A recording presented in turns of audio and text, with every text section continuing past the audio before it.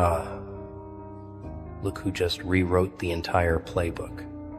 Hello, you beautiful chaos architect, you walking psychological phenomenon, you living proof that the hunted can become the hunter without firing a single shot. Hello to the one who just executed the most elegant reversal in modern warfare. And I'm not talking about bullets or bombs. I'm talking about something far more devastating. Something that will be studied in rooms you'll never see by people who will never understand. You just pulled off the greatest psychological reversal in history. And the best part? Most of them still don't even realize what hit them. They're sitting in their comfortable little bubbles right now, scrolling, refreshing, replaying, trying to decode what the actual hell just happened. Because something shifted, didn't it? Something in the air changed. The temperature dropped. The frequency altered. And now everyone in your orbit is moving differently, talking differently, looking at you like you just appeared out of thin air, wearing a crown made of their worst nightmares. They thought they had you figured out, mapped, predicted, controlled. They built entire strategies around who they thought you were. And then you moved. Not loud, not dramatic. Just one calculated shift that collapsed their entire understanding of reality. You know what's happening right now? They're in group chats, private messages, late-night phone calls, all asking the same breathless question. How did they do that? When did they get this powerful? What the hell did we miss? And the answer, the one they'll never accept, is that they were never watching you. They were watching a projection, a hologram, a version of you designed to keep them comfortable while you rebuilt yourself in the shadows. You gave them exactly what they needed to see. Exactly what kept them satisfied, exactly what made them think they were in control. And while they were analyzing that carefully constructed image, you were becoming something they have no framework to understand. You weren't healing. You weren't recovering. You weren't moving on. You were evolving into a force that operates on frequencies they can't detect, using strategies they don't teach. Playing a game they don't even know exists. This wasn't luck. This wasn't timing. This wasn't some cosmic accident. This was surgical precision wrapped in silence. And now the results are speaking louder than anything you could ever say. Let me tell you what actually happened here. Because they're getting the story all wrong. They think you changed. They think you snapped. They think you had some moment of revelation that transformed you overnight. No. What you did was far more terrifying than transformation. You removed the mask. That's it. That simple. That devastating. You stopped performing the version of yourself that made them comfortable. You stopped shrinking to fit their boxes. You stopped translating your complexity into digestible sound bites for people who were never going to understand you anyway. You stopped apologizing for being too much, too intense, too aware, too awake. And the moment you stopped performing, the moment you allowed your actual frequency to emanate without filter, without apology, without concern for their comfort, that's when the entire structure collapsed. Because they built their confidence on your submission.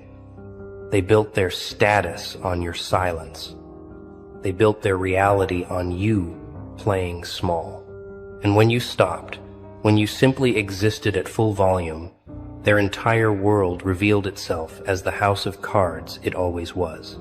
Here's what's happening in their minds right now, and this is the beautiful part.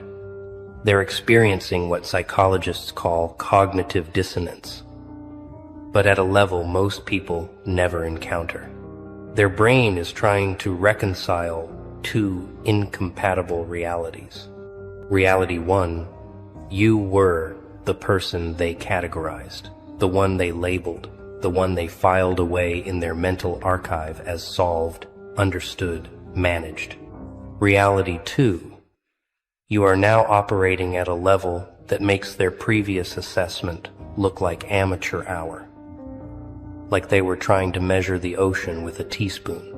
Their mind is literally short-circuiting, trying to bridge those two versions, and the only way they can cope is to create stories. You got lucky. You faked it. You had help. You changed. Anything except the truth, which is that they were never actually seeing you in the first place.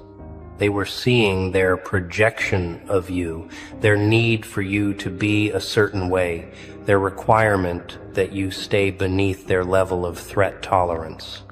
And now that the real you has emerged, now that the actual force has revealed itself, they can't process it.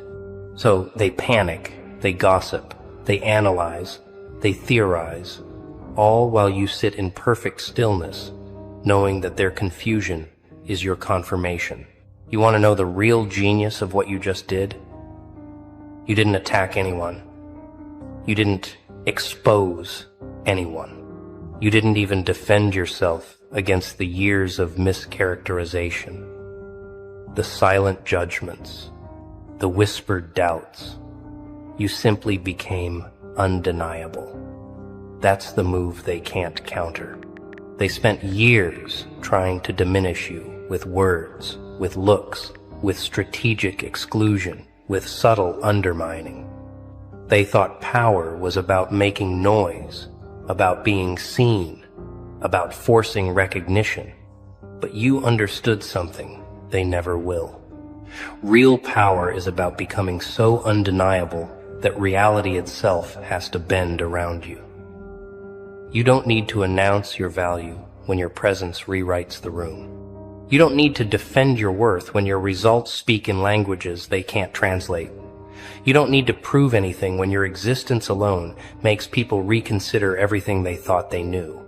This is the reversal they're choking on. They thought they were in position of strength, sitting in judgment, holding the power to include or exclude you from their little kingdoms. And you flipped it. You made them irrelevant without saying a word. You made their approval worth what you survived to get here. Because they think this power came easy. They think you just woke up one day radiating this frequency. They have no idea about the nights you spent rewiring your entire neural architecture. They don't know about the months you spent in silence. Not because you were hiding, but because you were rebuilding from the foundation up. They weren't there when you had to kill every version of yourself that was built for their approval. When you had to burn down every identity that was constructed for their comfort. They didn't see you sitting with the pain, the betrayal, the isolation, choosing not to become bitter but to become better, not to seek revenge but to seek evolution. They don't know about the work you did in the dark, the brutal honesty sessions with yourself, the moments you had to admit that you were complicit in your own diminishment by caring what they thought. This power they're witnessing now, it's not new. It's not sudden. It's the result of excavation work they can't imagine. You dug through layers of conditioning, through generations of programming, through every lie you were told about who you had to be. And what you found underneath all that debris wasn't weakness. It was a force so pure, so concentrated, so undiluted by outside influence, that when you finally let it emerge, it changed the atmospheric pressure in every space you occupy. Here's what they're really afraid of, and this is going to sound harsh, but you need to hear it. They're not afraid of what you did. They're afraid of what it means about them. Your reversal, your rise, your undeniable emergence, it's a mirror. And that mirror is showing them something they've been running from their entire lives. It's showing them that they chose comfort over growth, that they chose approval over authenticity, that they chose the safety of the crowd over the risk of becoming who they actually are. Every time they look at you now, they see the path they didn't take. They see the courage they didn't have. They see the price they weren't willing to pay. And that creates a rage in them that they can't direct at themselves, so they direct it at you. They call you arrogant when you're just confident. They call you cold when you're just boundaried. They call you changed when you just stopped pretending. But underneath all those words, underneath all that analysis, is pure, unadulterated envy. Because you did something they can't even conceptualize. You broke free from the need for their validation, and in doing so, you became more powerful than any version of yourself that needed them. That's the reversal that's making them lose sleep. You don't need them anymore, and they know it. Now we enter the part they really can't handle, the part that makes their hands shake when they talk about you. You're not just powerful now, you're unreachable. There's a difference. Powerful people can still be manipulated through their ego, through their need for status, through their desire for more. But unreachable people, people who've transcended the entire reward system that society operates on, those are the ones who change reality. You can't threaten someone who's already walked through hell. You can't bribe someone who's found peace in nothing.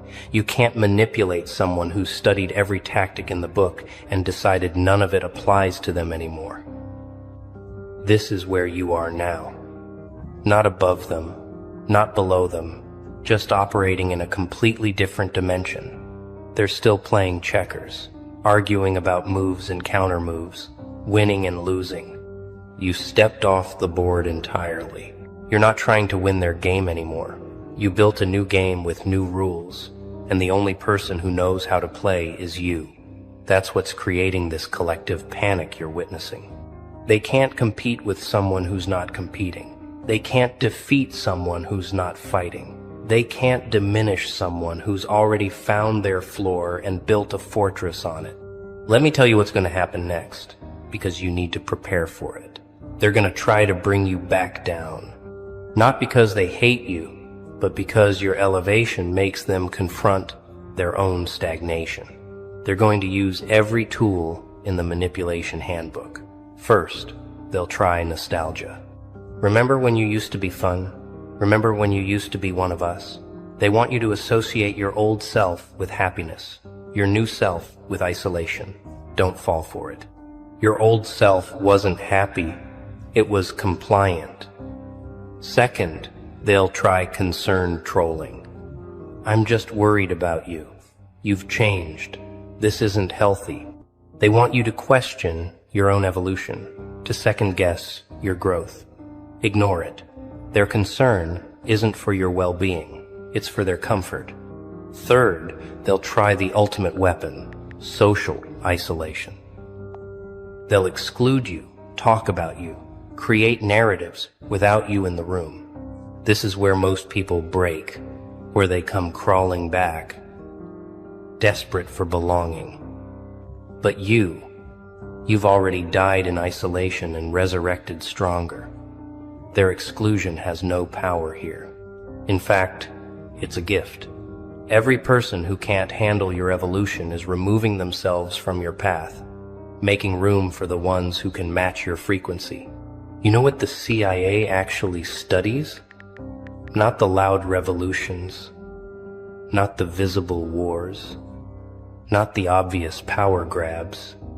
They study silent operators, people who can enter a system, understand it completely, and reconfigure it from within without anyone realizing until it's too late. That's what you just did. You were in their system, playing their game, following their rules.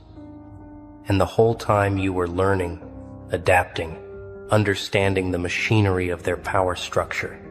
And then, when you had complete understanding, you didn't fight it. You simply stopped feeding it. You removed your energy, your attention, your need for approval. And without that fuel, their entire system of influence over you collapsed.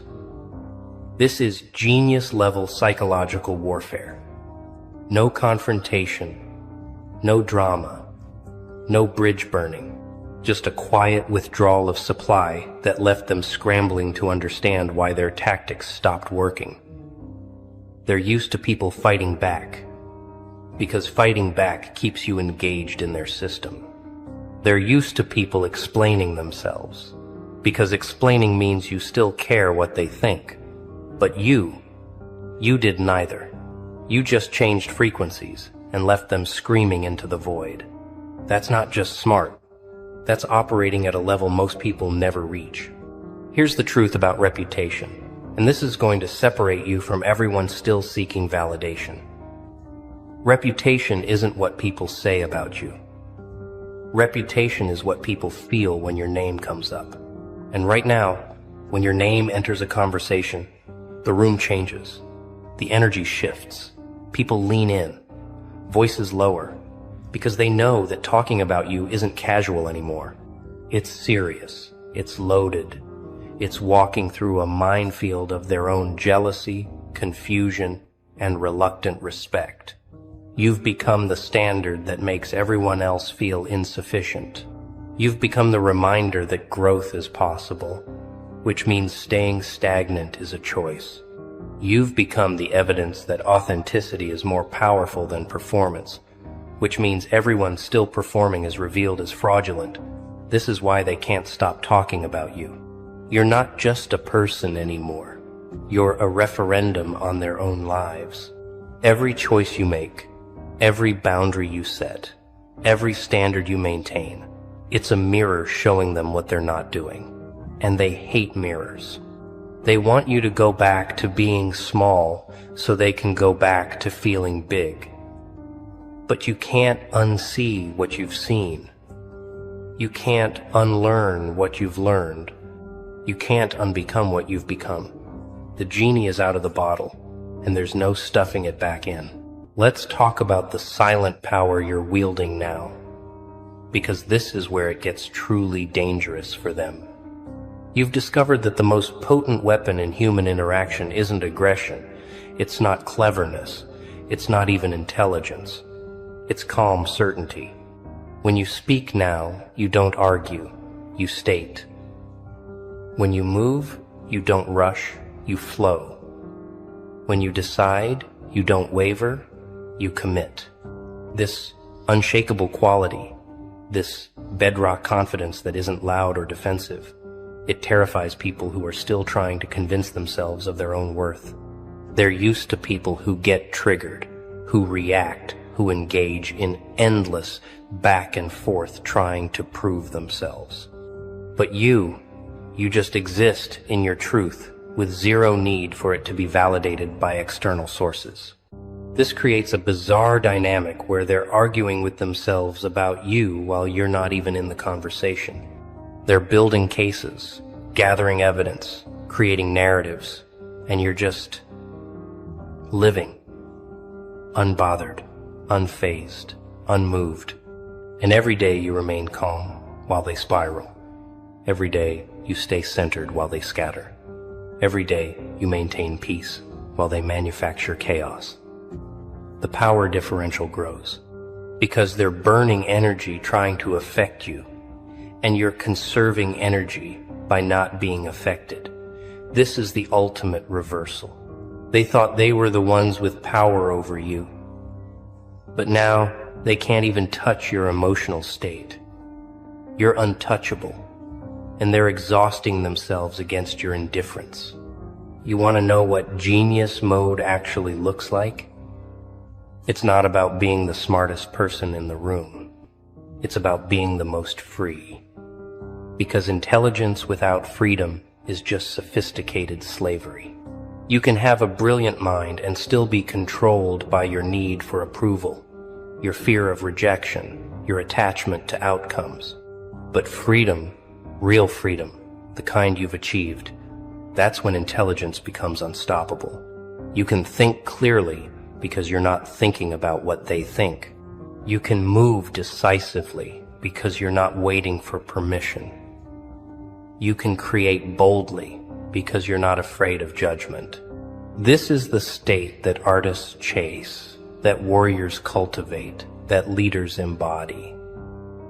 And you found it not through seeking it, but through losing everything that prevented it. You lost the false friends and gained clarity. You lost the fake love and gained peace. You lost the illusion of belonging and gained yourself. Every loss was actually a shedding. Every ending was actually a beginning. Every death was actually a rebirth. And now you're operating from this place of such profound internal freedom that external circumstances can't shake you. They can praise you or criticize you, include you or exclude you, understand you or misunderstand you, and none of it changes your trajectory, because your power source is internal now, and they can't access it, can't manipulate it, can't shut it down. The greatest psychological reversal isn't about winning. It's about becoming someone who doesn't need to win because they're already complete. You're not trying to prove them wrong anymore. You're not trying to make them see your value. You're not trying to get revenge by succeeding. All of that still makes them central to your story. The real reversal happened when they became extras in your narrative instead of the main characters, when their opinions became background noise instead of gospel truth, when their presence became optional instead of essential. This is what's making them insane. They used to live rent-free in your head, and now they can't even get a visitor's pass. They used to be able to affect your mood with a look, your confidence with a word, your direction with their doubt. Now they're just people. Not enemies, not friends. Just people who exist in a reality you no longer share. And the crazy part is, you didn't have to hate them to get here. You didn't have to curse them or cut them off dramatically. You just outgrew the version of yourself that needed them, and in doing so, you outgrew them. It's not personal, it's just evolution. And evolution doesn't ask permission from the past. Here's what they'll never understand about the person you've become. You're not heartless. You're just done wasting heart on people who don't value it. You're not cold. You're just conserving warmth for those who appreciate it. You're not cruel. You're just no longer kind to people who weaponize kindness. You've learned the difference between being loving and being available for abuse. You've learned the difference between being forgiving and being a doormat. You've learned the difference between being understanding and being a dumping ground for people who refuse to do their own emotional work. These distinctions, these boundaries, they're what transformed you from someone who was nice to someone who is respected. Nice gets taken advantage of. Respected gets space. And now you move through the world with this aura that communicates without words. I'm not here for your games. I'm not interested in your drama. I'm not available for your manipulation. Approach correctly or don't approach at all. This energy, this frequency, it filters your reality automatically. The wrong people feel uncomfortable and leave. The right people feel recognized and stay. And you don't. Welcome back, you beautiful disaster. Ready for another truth they don't want you to hear? Look who finally picked up the phone. Look who finally made the call that changed everything. You beautiful, strategic, untouchable masterpiece. You know what I heard? They said you were outgunned, outmanned, outspent, outplayed. They had the private investigators, the lawyers, the connections, the Swiss accounts. They had everything mapped out, every move calculated, every exit blocked. But they forgot one tiny, devastating detail. They forgot that when you push someone past their breaking point, past their fear, past their need to be liked, past their desire to play fair, you don't create a victim.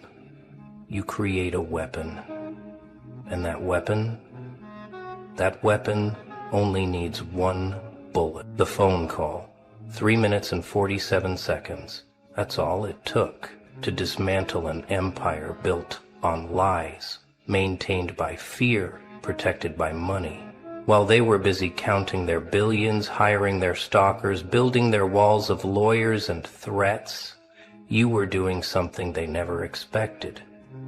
You were taking note. Every conversation, every threat, every bribe, every moment they thought you were too scared to remember. You were building a case, not in a courtroom, but in the court of consequences. And when you finally dialed that number, when you finally spoke those words they never thought you'd have the spine to say, their entire kingdom started to crack. They thought money was power, they thought surveillance was control, they thought fear was forever. But you understood something they never learned in their ivory towers and boardrooms. Real power isn't about how much you have. It's about knowing exactly when to use the little you've got. It's about understanding that sometimes one perfectly placed truth can topple 1,000 carefully constructed lies. And that Tuesday morning at 9:17, while they were probably on their third espresso in some penthouse office, counting their assets and laughing about how they had you cornered, you picked up a phone that cost less than their morning coffee and ended their world. Let me paint you the picture they'll never admit to seeing. The moment their assistant walked in with that look on their face. The moment their lawyer called with a voice that couldn't quite stay steady. The moment they realized that all their money, all their power, all their carefully paid stalkers, none of it mattered anymore. Because you didn't fight them where they were strong. You fought them where they were exposed. And the most beautiful part?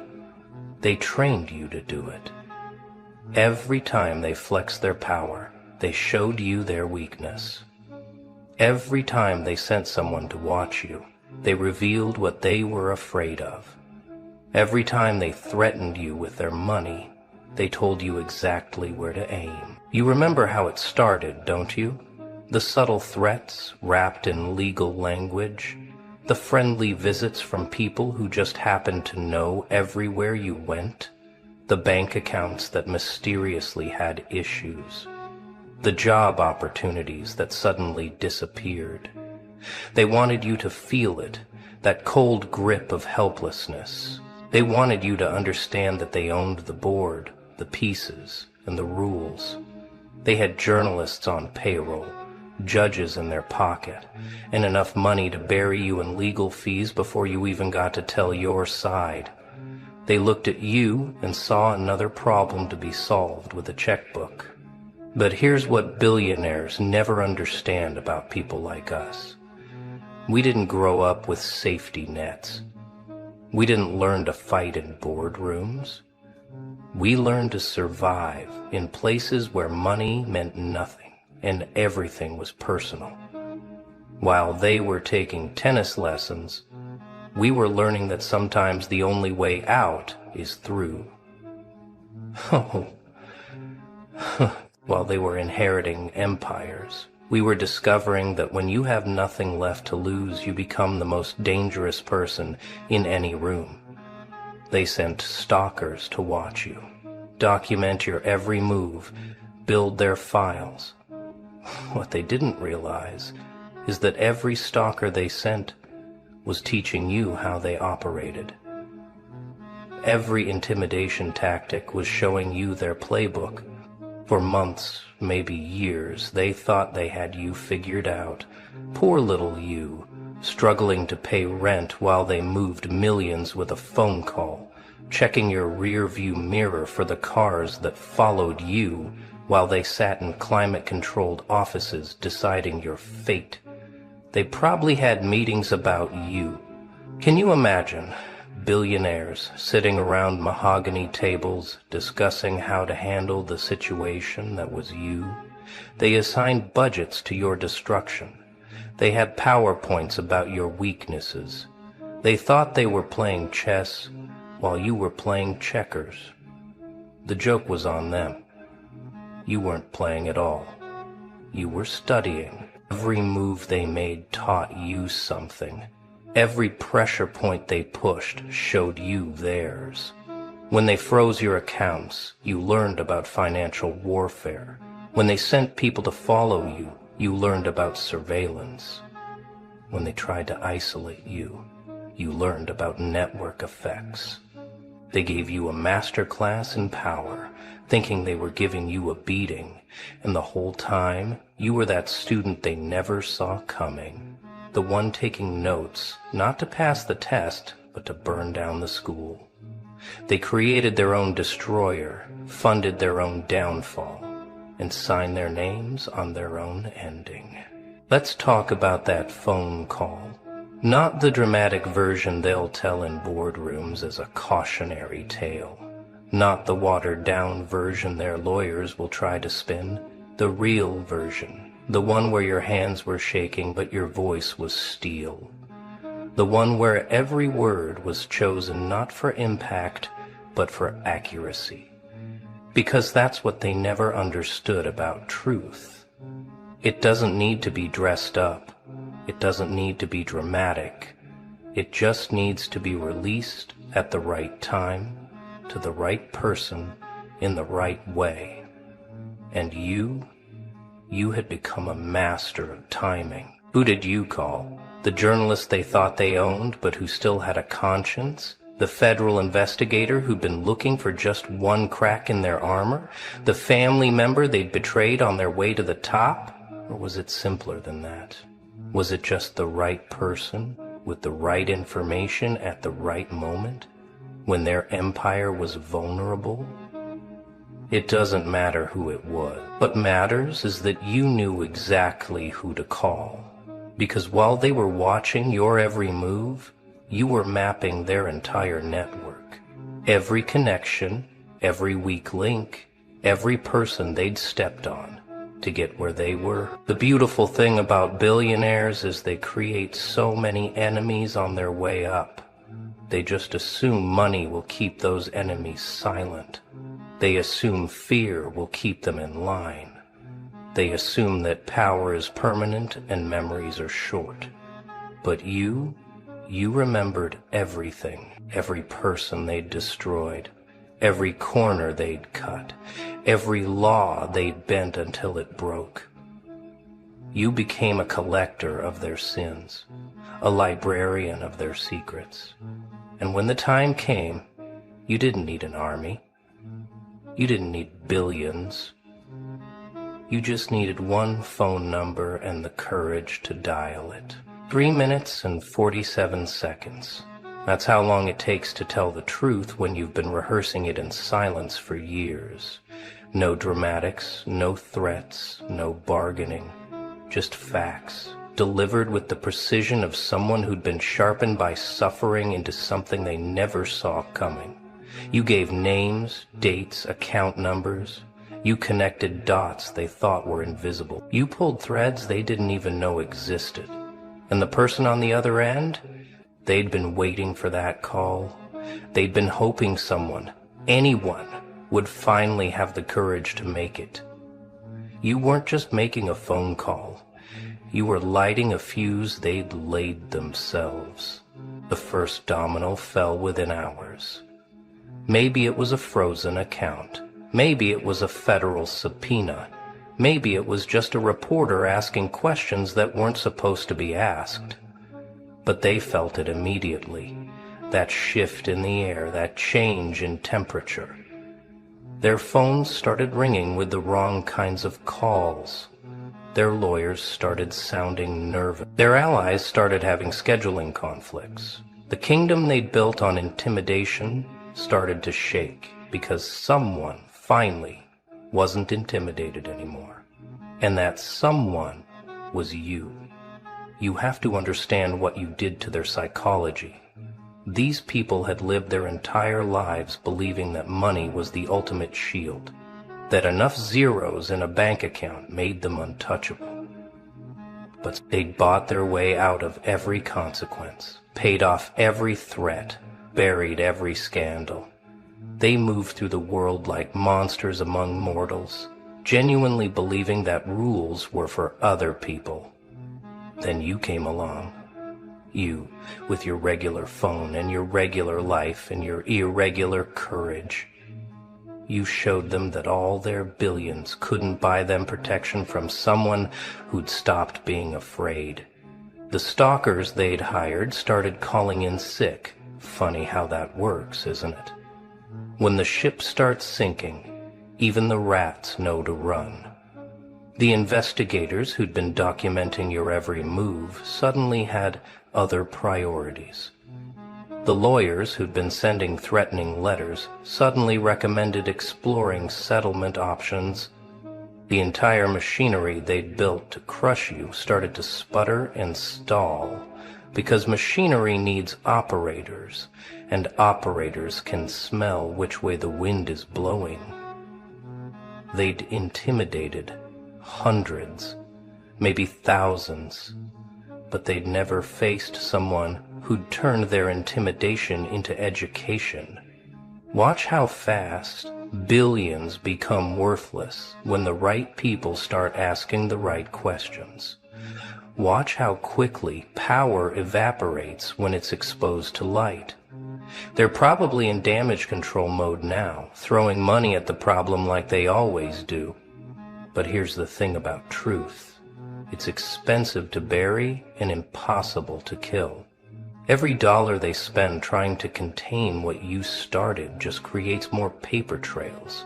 Every person they try to silence becomes another potential phone call. Every move they make in desperation just proves what you said was true. You didn't just make a phone call. You started an avalanche. And avalanches don't care about your net worth. They're not sleeping well anymore, are they? Those Egyptian cotton sheets on their California king beds feel a little less comfortable when you're waiting for the next shoe to drop. Their personal chefs are preparing meals for people who've lost their appetite. Their private jets are fueled up for escapes they're not sure they can make because you did something to them that all their money can't fix. You put fear in hearts that had forgotten what fear felt like. You made them feel what they'd made hundreds of others feel. And unlike them, you didn't need a team to do it. This is what they never tell you in business school. Real power isn't about what you can build. It's about what you can destroy with the truth. They spent decades constructing elaborate lies, complex schemes, intricate networks of mutual corruption. They had politicians in their pockets and police on their payroll. They thought they'd built something permanent, something too big to fail. But you understood what they didn't. Every lie is a debt that eventually comes due. Every crime creates evidence. Every enemy they made was a potential ally for someone brave enough to unite them. The phone is probably ringing non-stop in their offices now. Investors getting nervous, partners reconsidering, board members asking uncomfortable questions. Their name, which used to open doors, is now making people step back. The invitations are drying up. The charity galas are finding other honorees. The magazine covers are being redesigned. Because money can buy you many things, but it can't buy you a good reputation once the truth is out. It can't unexpose what's been exposed. It can't make people unknow what they now know. And they know it was you who did this. One person, one phone call, one moment of perfect clarity. But here's the part that really burns them. You're not gloating. You're not giving interviews. You're not writing tell-all books or starting podcasts. You just made your call and went back to your life. And that terrifies them more than anything. Because they understand revenge. They understand greed. They understand wanting to be them. What they don't understand is someone who just wanted them to face consequences. Someone who didn't want their money or their life or their power, someone who just wanted the truth to matter, you've become their worst nightmare. Someone they can't buy, can't threaten, and can't understand. How long did you wait? How many nights did you lie awake, knowing what you knew, holding that nuclear option in your pocket like a grenade with the pin half pulled? They thought your silence was weakness. They thought your patience was paralysis. They thought every day you didn't act was another day they'd won. But you weren't doing nothing. Nothing. You were doing the hardest thing in the world. You were waiting for the perfect moment, and perfect moments, like perfect phone calls, are created, not found. Every document you saved, every recording you made, every piece of evidence you gathered, it was all building to this.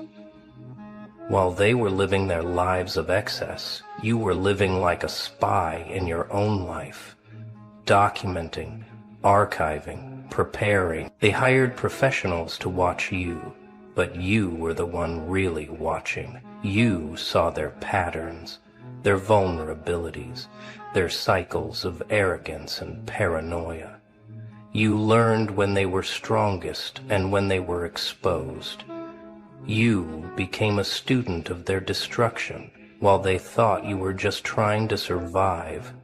The waiting must have been excruciating. Watching them flourish while you struggled. Seeing them pop champagne while you counted pennies. Knowing you held their destruction in your hands, but not knowing if you'd ever have the courage to use it. There were probably moments you almost broke, almost made the call too early out of anger or desperation. But something held you back, and maybe it was wisdom. Maybe it was strategy, maybe it was just the understanding that revenge is a dish best served when it will do the most damage. And you became a chef of consequences. They gave you so many opportunities to strike too early.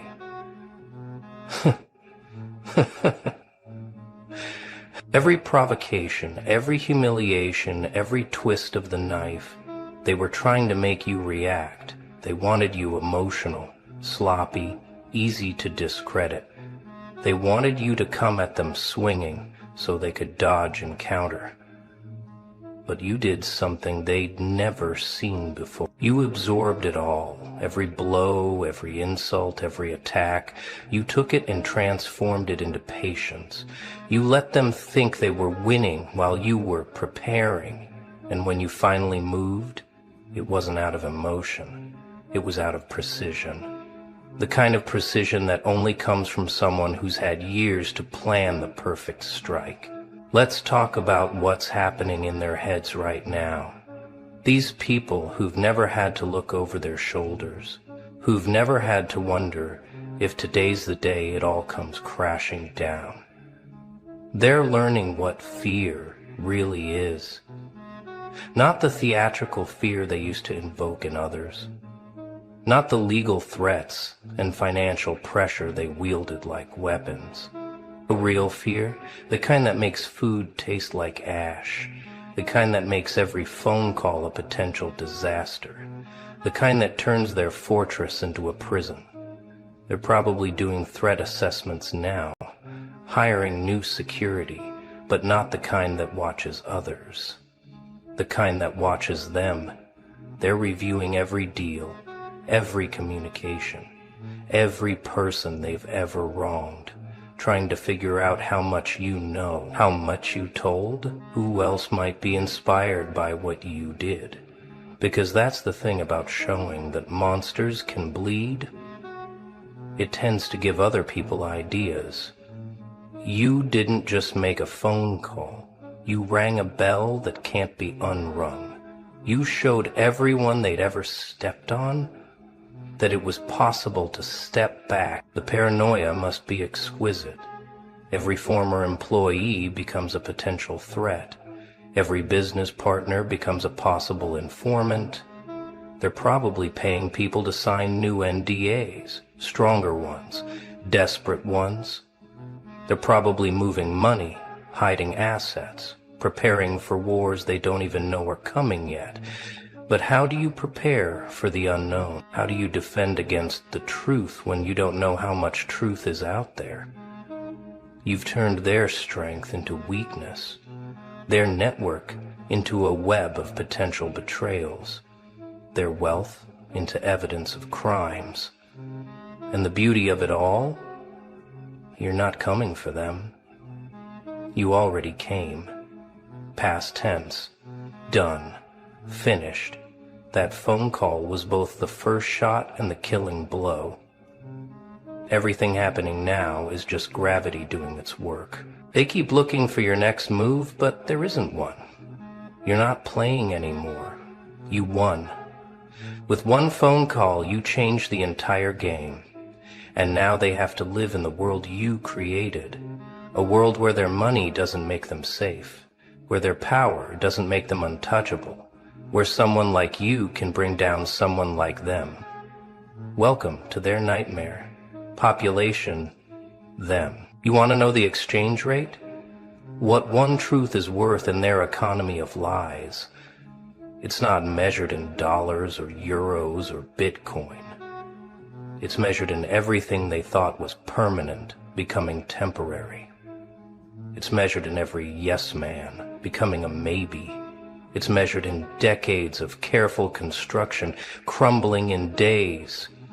You didn't just speak truth to power. You showed power that truth was its own currency, and they'd been banking in counterfeits their whole lives. They're liquidating now. Not just assets. Those are easy to move. They're liquidating relationships, cutting ties with anyone who might become a liability. They're burning bridges they spent lifetimes building, because they can't tell which ones you've already mined. The very network that made them powerful is now what makes them vulnerable. Every connection is a potential leak. Every alliance is a possible betrayal. You've turned their greatest strength into their greatest weakness, with nothing but words. True words, but still just words. The lawyers are working overtime now, aren't they? Trying to put legal barriers around the truth like it's something that can be contained. They're drafting cease and desist for reality. They're trying to copyright facts. They're spending more on damage control than some countries spend on defense. But here's what their Harvard-educated legal teams don't understand. You can't lawyer your way out of the truth.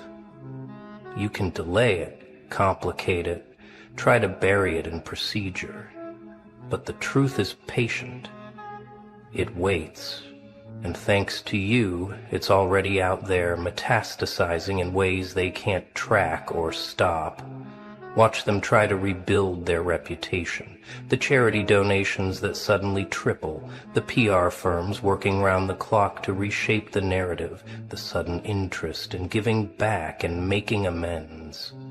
It's almost funny, watching billionaires discover conscience at the exact moment conscience appears. But everyone can see the timing. Everyone knows what prompted this sudden spirituality. You've turned their every move into an admission of guilt, their every gesture of goodwill into a confession. They're not rebuilding their reputation. They're building a monument to what you exposed.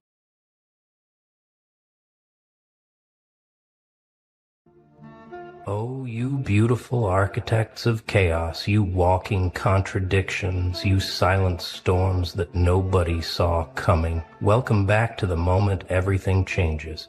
Because right now, as you're watching this, there's a file being passed around. A document. A leaked conversation. A thread of messages that was never supposed to see daylight. And in that file, your name is mentioned 17 times. 17. Not as a victim, not as a cautionary tale, not as someone they pitied. No, no, no. Your name appears as the one variable they couldn't control, the outcome they never predicted, the result that broke their entire formula. They thought they had you figured out, documented, archived, but what just leaked? What's circulating right now in rooms you'll never see? It's the confession they swore they'd take to the grave. Let me paint you the picture, because this isn't speculation anymore. This is confirmed, verified, stamped with the kind of truth that makes people delete their search history. For the last 3 years, there's been a group, not a conspiracy, not some secret society nonsense, but a collection of people, former friends, old colleagues, bitter exes, jealous observers, people who claimed they moved on. And they've been keeping records on you. Every post you made, every move you took, every silent month you disappeared, they logged it. They had a shared document, timestamps, screenshots, analysis. Everything they did, they were trying to decode you like you were some ancient text they needed to decipher before you became too powerful to contain. And here's the part that's going to make your blood run cold and your ego smile at the same time. They failed. Every single hypothesis they had about you, every prediction they made, every moment they thought you'd break, collapse, beg, or crawl back. Wrong, dead wrong, catastrophically wrong. And now the leak, the full document, it's out there. Not publicly, not yet, but it's moving through circles. Whispered about in private chats, shared with shaking hands. Because what it reveals isn't your weakness, it's their obsession. What it exposes isn't your downfall, it's their inability to move on. What it proves beyond any doubt is that while you were healing, evolving, and becoming untouchable, they were stuck in a time loop, refreshing your life like it was the only channel that still had signal. And the funniest part, the part that's got them scrambling to cover their tracks, they admitted in writing that you were right all along.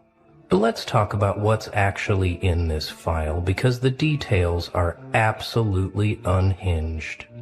Page 1 starts with a timeline, your timeline, mapped out like you're some kind of historical event they needed to study. January 2022, they went silent. March 2022, new profile picture, possible rebrand. July 2022, no activity, suspected breakdown. They weren't just watching, they were narrating your life, like sports commentators calling a game you didn't know you were playing. And the comments, these little notes in the margins, they're dripping with fear, disguised as concern. Notice how they never respond anymore. They never say no.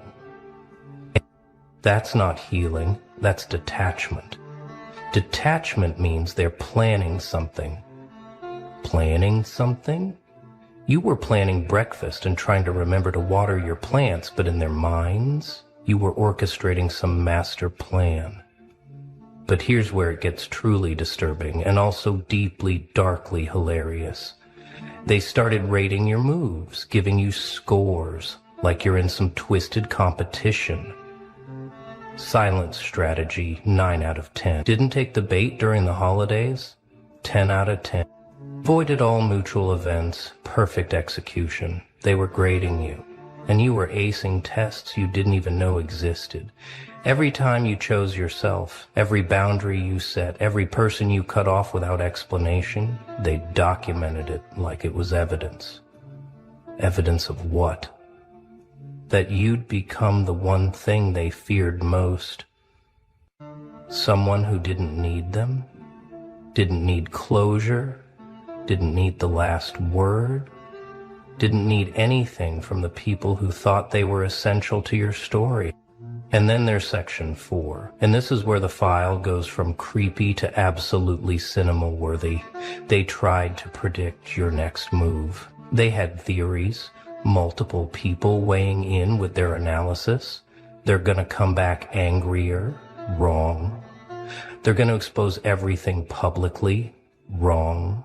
They're gonna reach out when they're desperate, catastrophically wrong.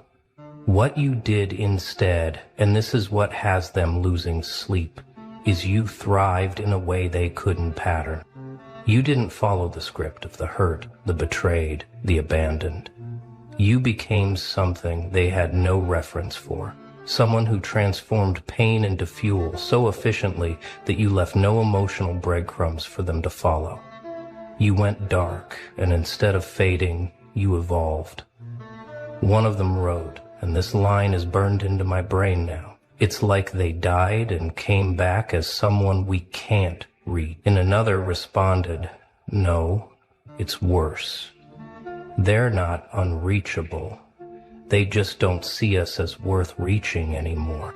That sentence, right there, that's the core of the entire leak.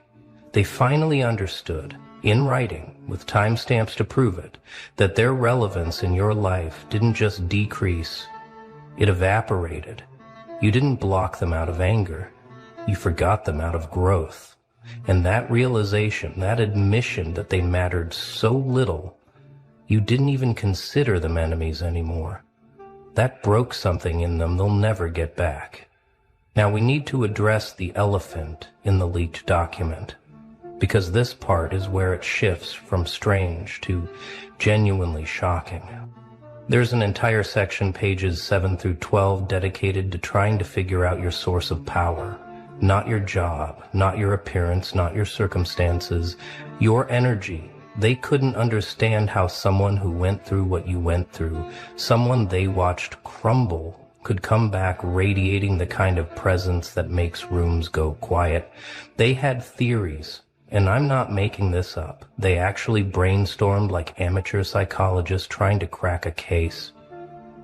Maybe they're faking it. Maybe it's all performance. That was theory one, and it got dismissed immediately by someone who wrote, "Nobody performs that consistently. Nobody fakes that level of peace." Theory two, they found someone new, someone giving them confidence. Also wrong, because another person chimed in with, "I checked. They're alone, completely alone, and somehow that makes them scarier." Scarier? Yes, because people who find power in solitude, who don't need external validation, who build their kingdom in silence, those people become untouchable. And you became exactly that. You stopped posting for approval. You stopped moving for applause. You stopped existing for witnesses. And in that isolation, you became the most dangerous version of yourself. But here's the part that's going to make you smile, because it should. Theory 3, the one they seemed to settle on with the most agreement, was this.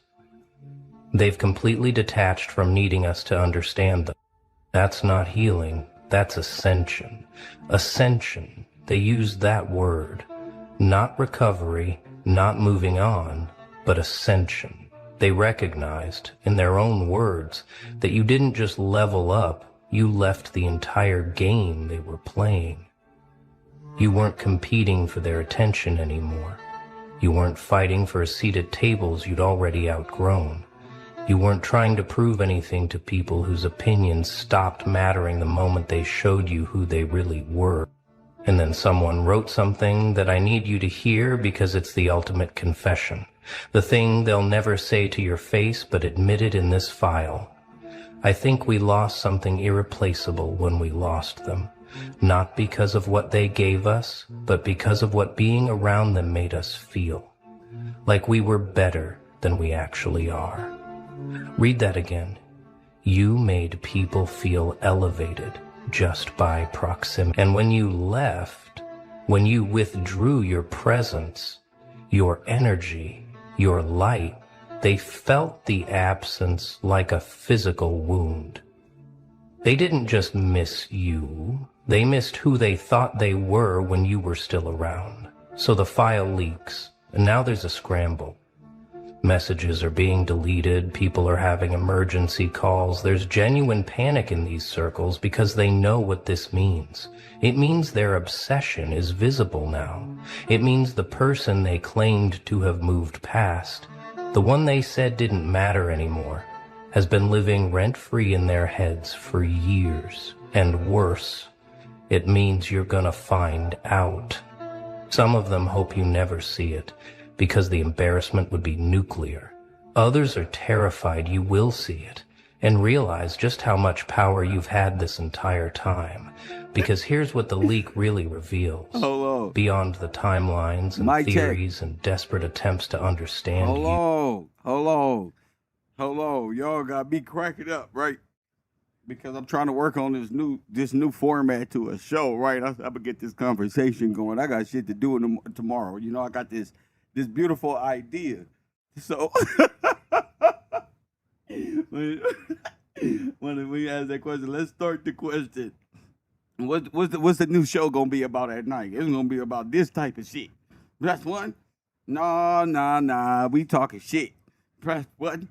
I'm the new Corey Holcomb. He gonna be over with in a minute. You might as well fuck with Kevrow, Coffee and Kush TV, aka Kev Gill's program, and let's talk this real shit. The conversation is, why do committed women want single men? Then I thought that's not too trendy because you know I'm a content creator, so I got to take the shit right and run it through my content creator brain and said, no, that's not it. What's a good title? Why do women who got men and husbands want exclusive relationships with single men? That's more trendy. Press one. Why? And I think that's a good question. Press one. I think that's a good question because I've been abused. Press one. I've been abused. So over here, we take our trauma and we turn it into content. It's a trauma release program. And you know all this bullshit. Press one and hit that like button and super subscribe. What's up with all the bullshit?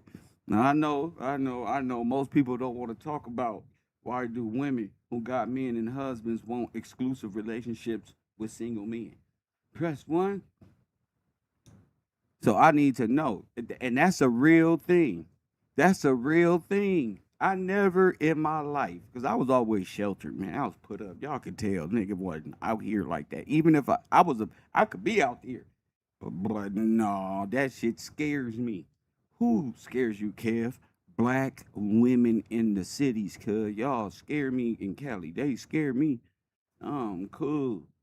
Why? Because I done seen it all before. And I don't work too hard for my shit. That's what I don't see false. I was raised around women.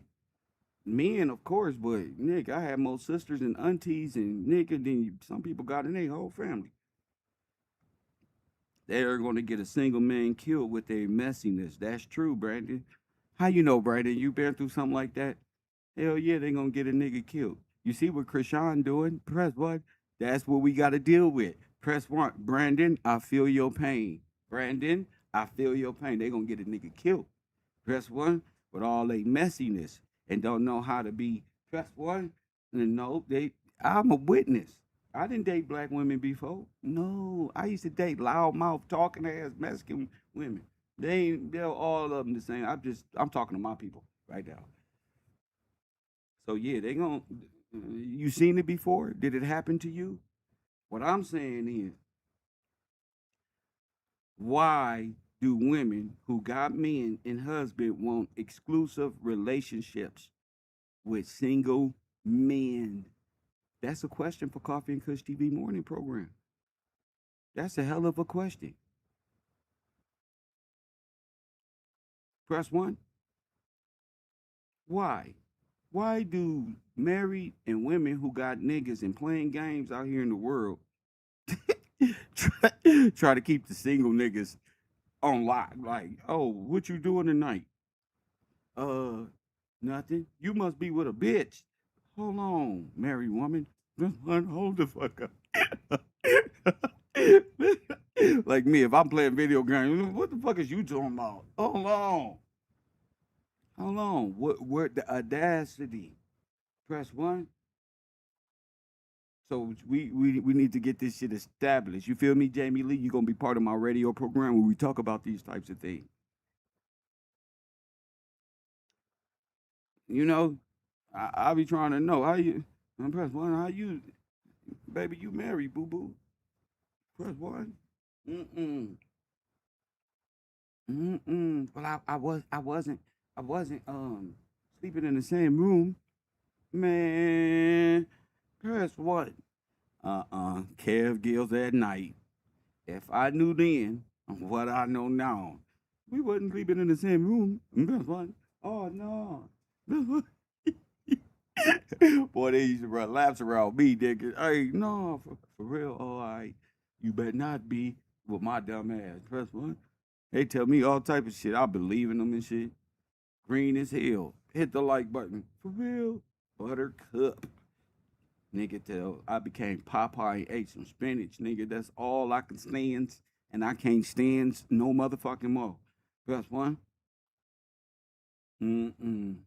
That's why I know that's an atomic bomb for some women. What's love? Got to do with it. Press what? But what's that? You say you love me, boo boo. I suffered trauma in my life. What's that? Press one. How you gonna love me? I work extremely hard. I really, you feel me? You gonna have to get me, cause I'll be so tired and smoke this weed. You gonna be like, come here, nigga. You know what it's time for. You gotta be one of them. Cause you ain't got it. Press one. You ain't gonna. And I'm not Superman in the bedroom or none of that shit. I'm not finna front. You gonna have to make Superman happy. I don't see nigga. It ain't happening. Mm-mm. Mm-mm. Let me see. Mm-mm. I'm not finna even pretend to want and nothing else on this earth. No, I don't want to be Superman. Why be Superman? I gotta go to work. The females today don't respect work, and they don't respect niggas, and they don't respect this, and they don't respect that, and they make you think that fucking them is the blessing from God. That now you fuck them and they ideology, nigga, and nigga, it don't matter if they nigga got a man or a nigga or two side niggas or hitting apps or phone calls or whatever the fuck they social media. Yeah, I'm not going. Press one. I don't know. Females today spend more time glamored up and want to be on the Instagram rather than be Instagram for their man. I know that. They want to be lustful looking for everybody else. They want to be in everybody else shit. All right, look, like I'm a content creator.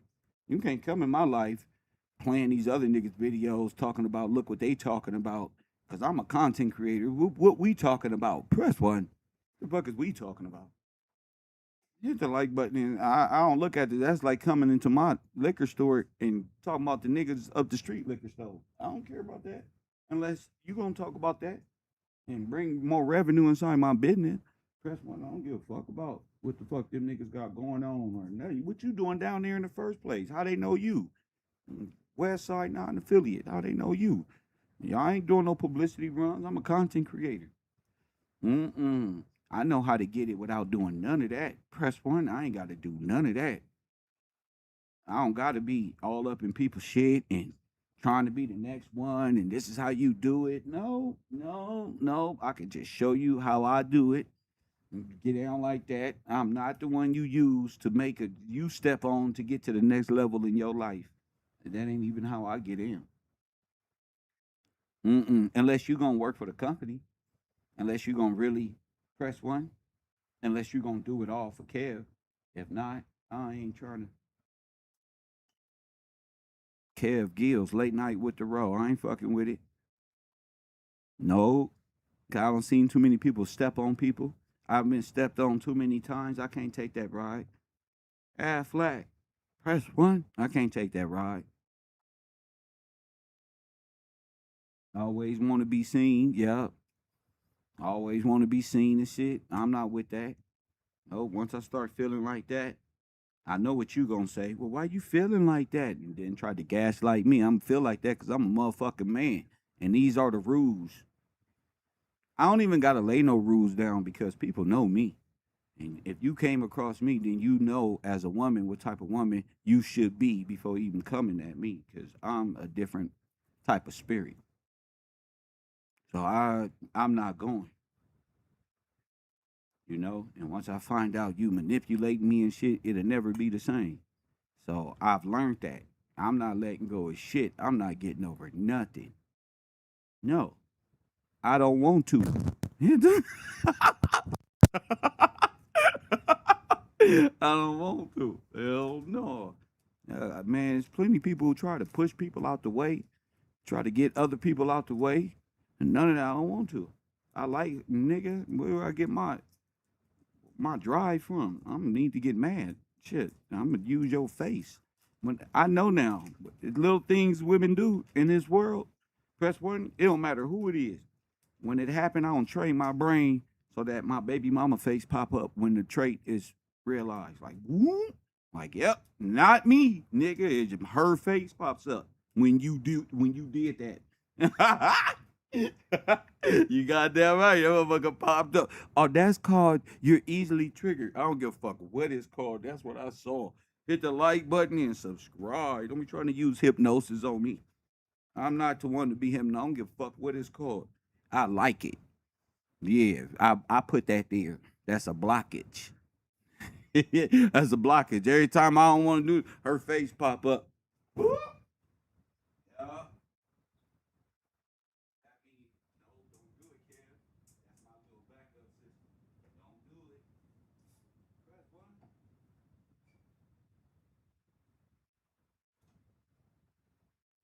Females always trying to, black women in a coke and shit, in a psychology program, always try to diagnose a motherfucker till they run across a nigga like Kev. It's too late. I'm the mirror though, so you diagnosed you, cause I ain't got no problem. Press one. No. Well, you can't say you ain't got no problem because I could see you easily trigger. I put those there. Those are safety mechanisms. I'm an empath times 10. Total annihilation across me. Total annihilation. Don't be like, oh, why we do that bucket up hip hop? I don't hear none of that.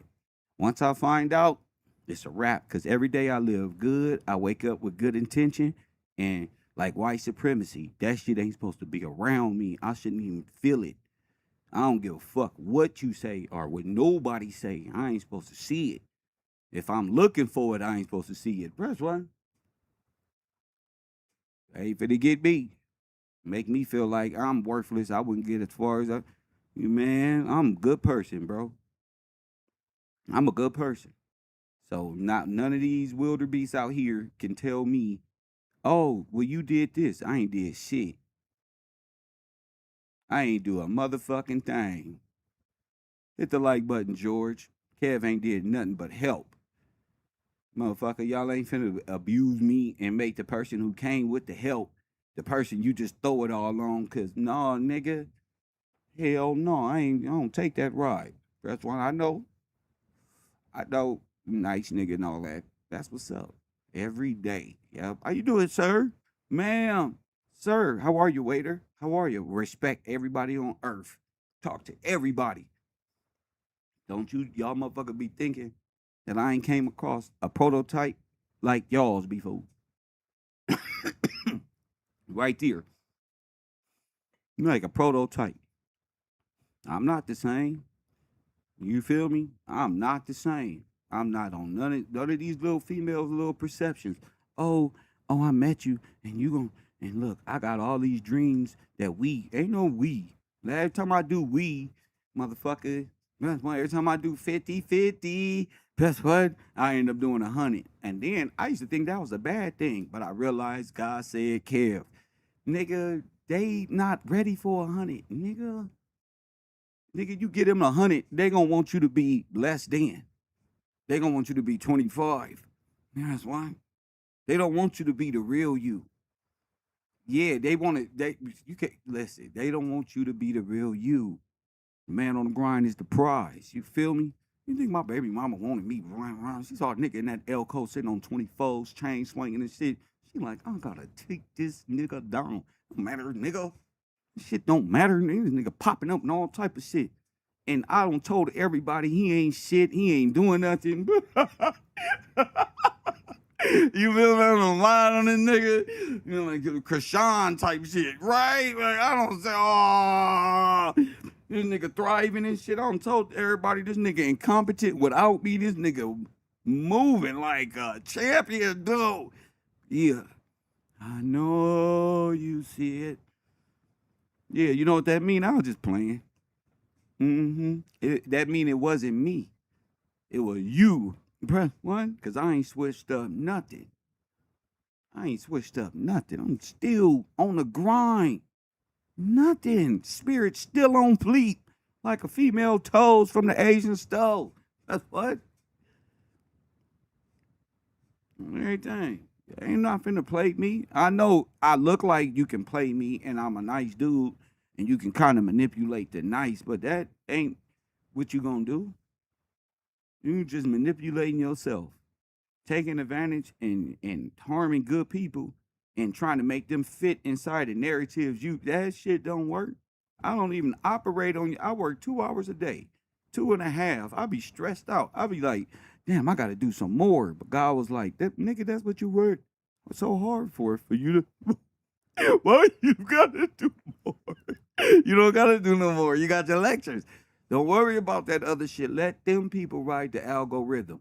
Or if you like that type of shit, come to Kevrow, come blog. Press 1, come blog and put it on wax and be with the urban conservatives. I'm like, yeah, Kev. And what about this one? And what about this one? And we can make the audience laugh.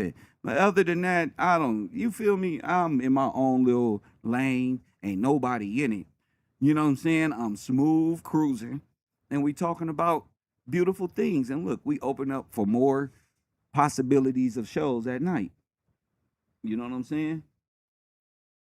Can trigger someone whose trauma is healed. Trauma don't heal though. It don't heal. It don't. No, it's there. It's how you deal with it.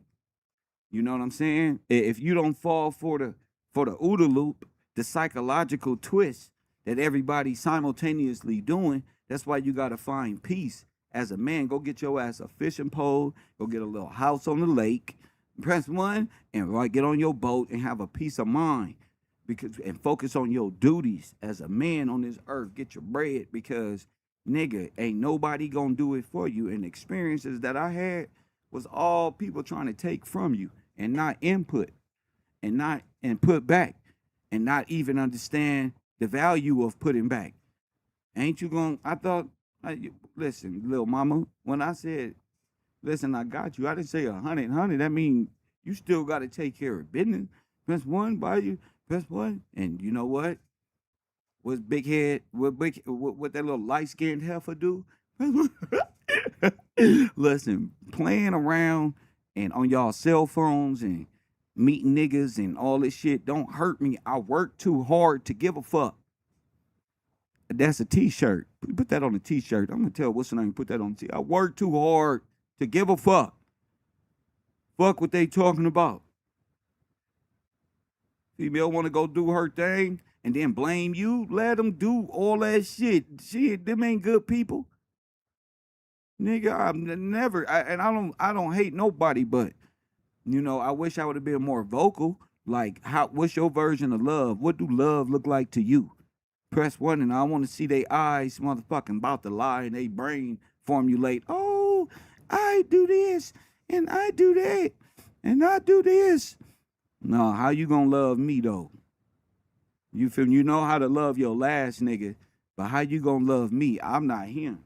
That ain't how. I don't eat my burritos or tacos or sandwiches, nothing like that. You ain't even gonna ask me. Hit the like button. How you like your stuff? What? That's one. Now you don't inquire about your man. Do you? I gotta ask a female. Press 1. Here go another good question. Do you? What's the? Are you a woman who castrate her man? What that mean? Cut his penis off. What you mean? It mean demasculate him, castrate. Every time men are problem solvers. Are you not allowing him to solve problems? Are you going elsewhere for your knowledge and wisdom? Who you lustful for? You understand what I'm saying? Everything he trying to do you remove it and apply it to somebody else? That's castration. Do you remove? Hey, listen. If you need something, hit me. I'm a forgetful person. Press one, and you don't hit me. Oh, I just thought because I ain't got. No. You're not listening. I said hit me. Don't deny me of my duty of being a man of having you.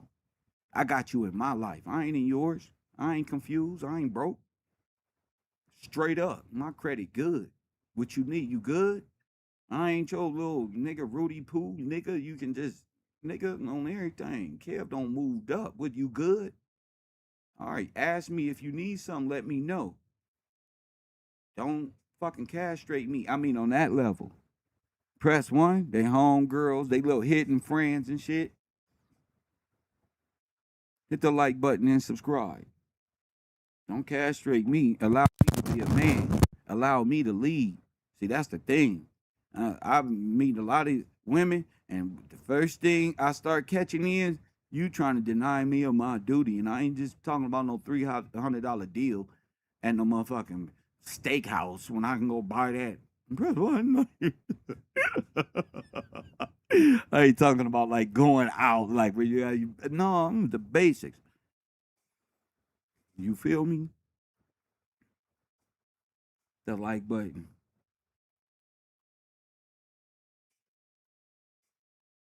Nah, that ain't how you make my food. You gotta ask me. You need something? Ask me. Oh, I didn't think that. No, see, that's bullshit. You didn't think nothing. You just trying to castrate me. Uh, listen, you need me. I don't need nobody. You feel me? That's a difference. I'm not one of these dudes who need you. I don't need you. You know, it's real. Hey, Royal Purple, that's real. I come equipped. I'll come equipped. Everything I got to sustain myself, you, and everything you got in your life. But I ain't no fool. And I worked hard for my shit. So at this part of my life, you gotta be you shit. Yeah, I'm too much. The bar is too high because the bar is built upon loss after loss, manipulation after manipulation. Now the bar is way up there to those who come with that intention.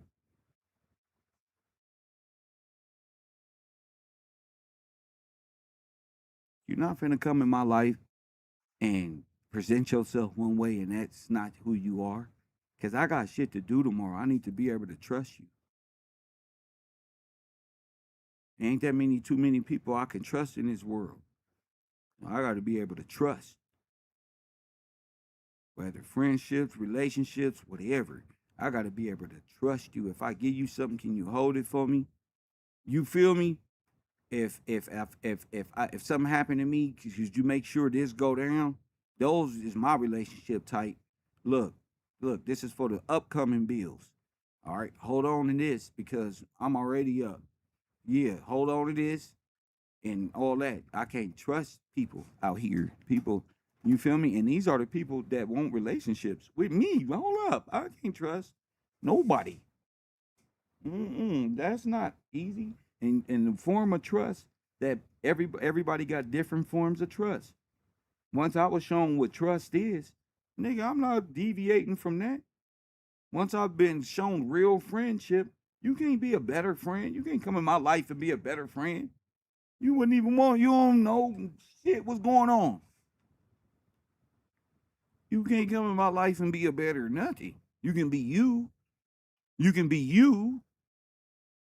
But yeah, I don't have too much. Well, what's this and who's that and I didn't know you was dealing with her and you ain't supposed to know. You supposed to be in the house with your nigga. You ain't supposed to know shit.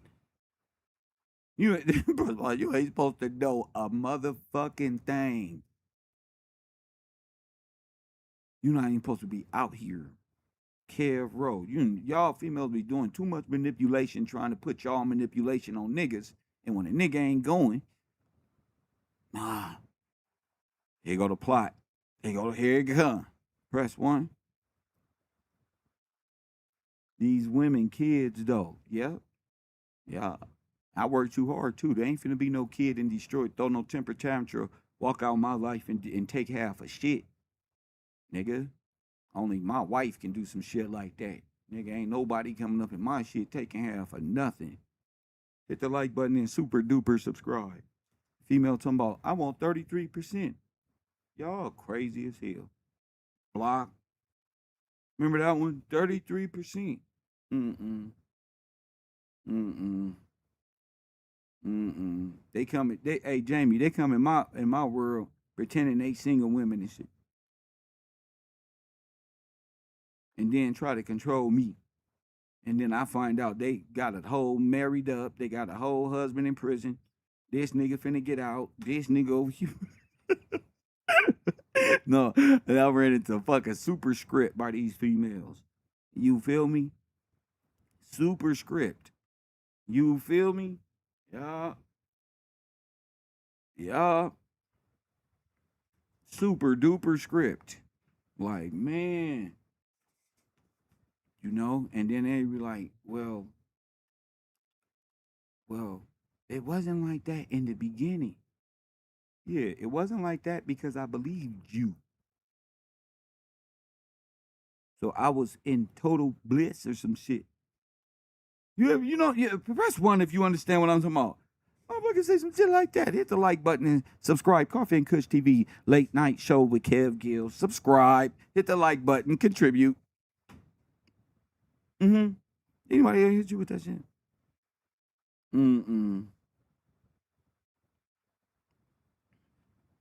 It's all a part of growth, though, Kev. It's all a part of growth.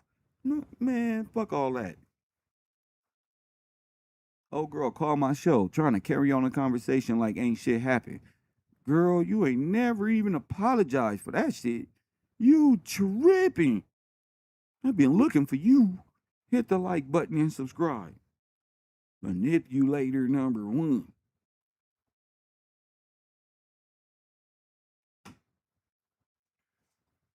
That's why I said I ain't falling for that shit. I'm gonna work so hard.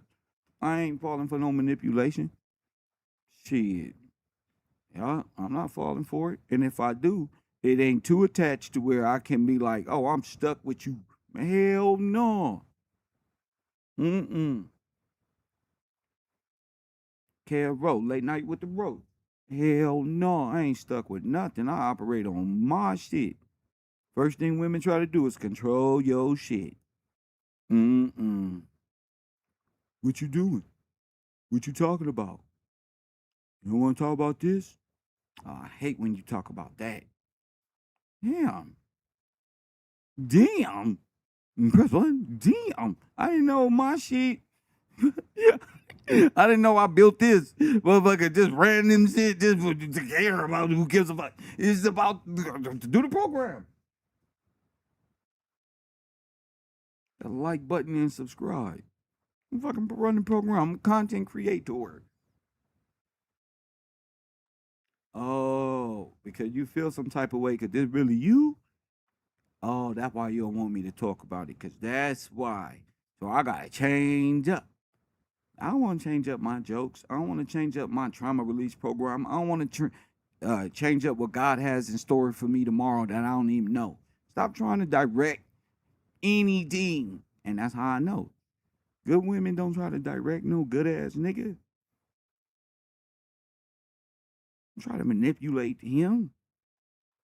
They're them. No, you don't try to manipulate good people. Anybody. That's what turned people bad. People who manipulated them. You just try to pull that curse on everybody. And then what's going to happen? Why you so mad? Why you so mad? Oh, you don't got to yell. Nigga is furious. Nigga off of logic and reasoning. Nigga is furious. So I don't even like to play them type of games because like the person said in the chat room, you're gonna be in jail. That's setup type shit. And people can use your anger against you. I had to find out the hard way. I just knew I was going to jail. Press one. I just knew it. I just knew it. Press one. Huh. I just fucking knew it.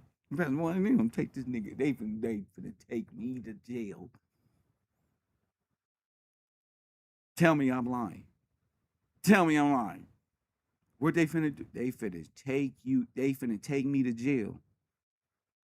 As soon as I get back, they gonna line me up.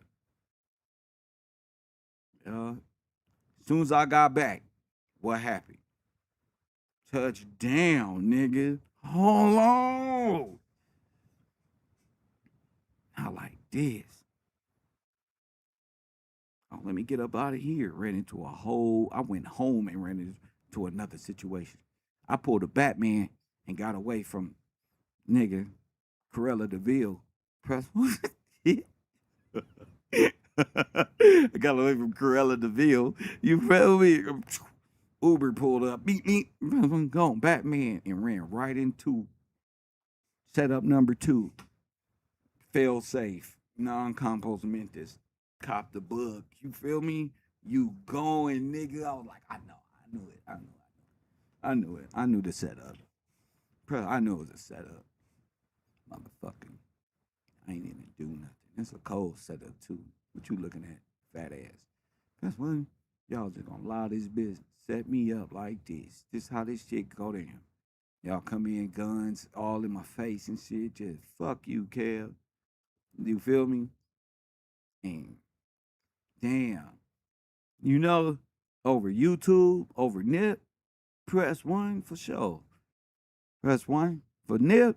Nigga, fuck them. Hit the like button and subscribe. Nigga.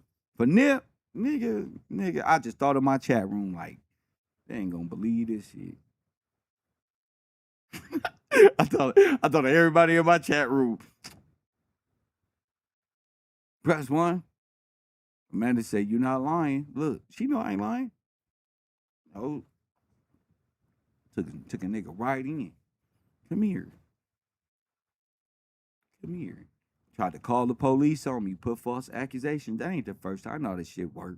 I know how to destroy black men in Cali. You know, I know it's coming. I knew it was coming every time Corella DeVille did it. Like, oh, you just trying to use my anger against me. They gonna use me to beat me. I got it. That's how I lose. Okay. The like button and subscribe. Let's get to it then. Let's hurry this setup up. I'm a real G. Let's hurry this shit up. First, you got to get baptized, you crazy female, because I don't want no excuses. You ain't going to have no excuses for God. He going to say, and Kev took you to get baptized and you did that to him.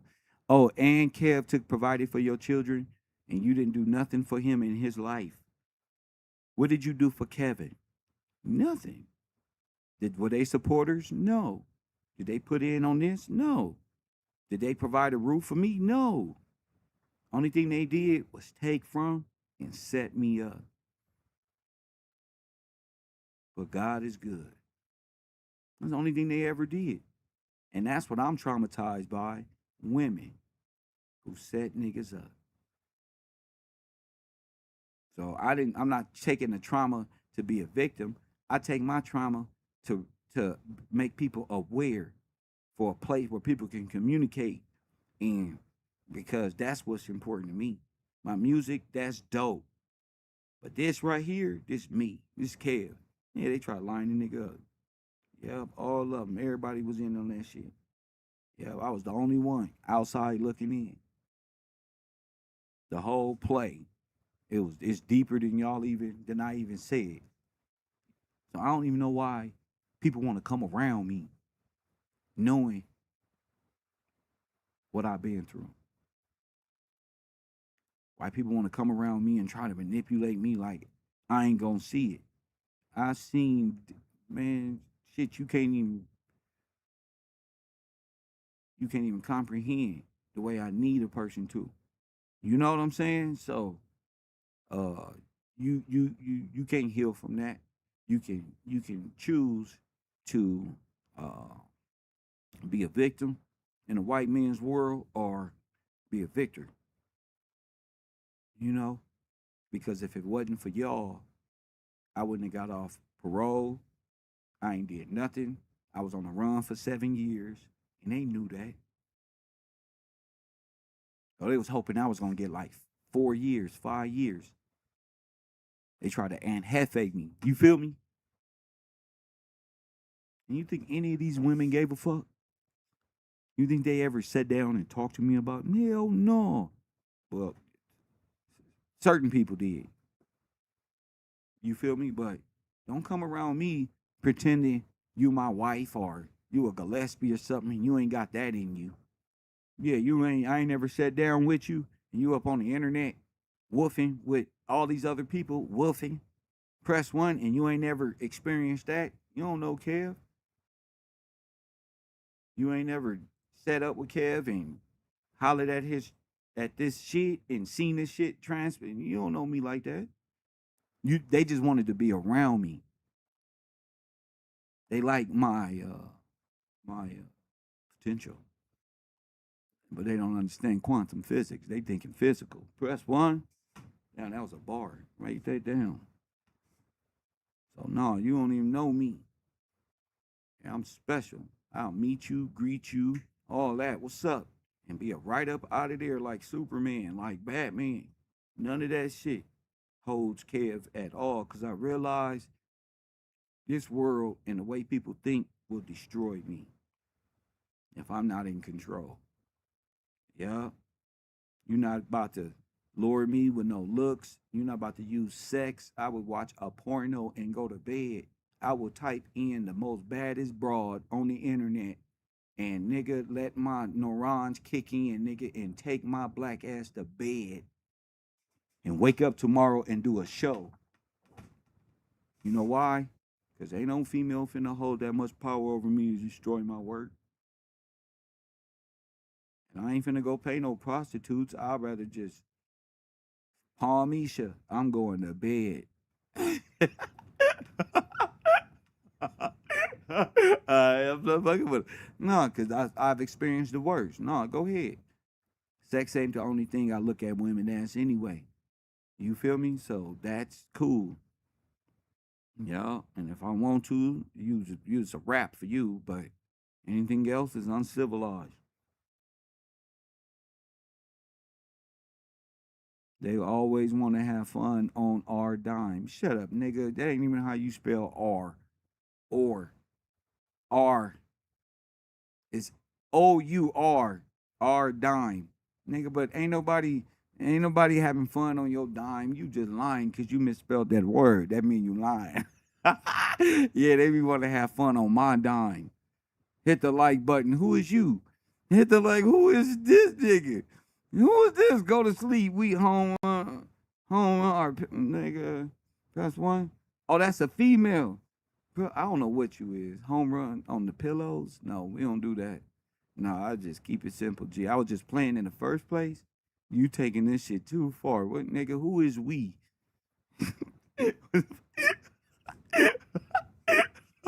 Nigga, who is we?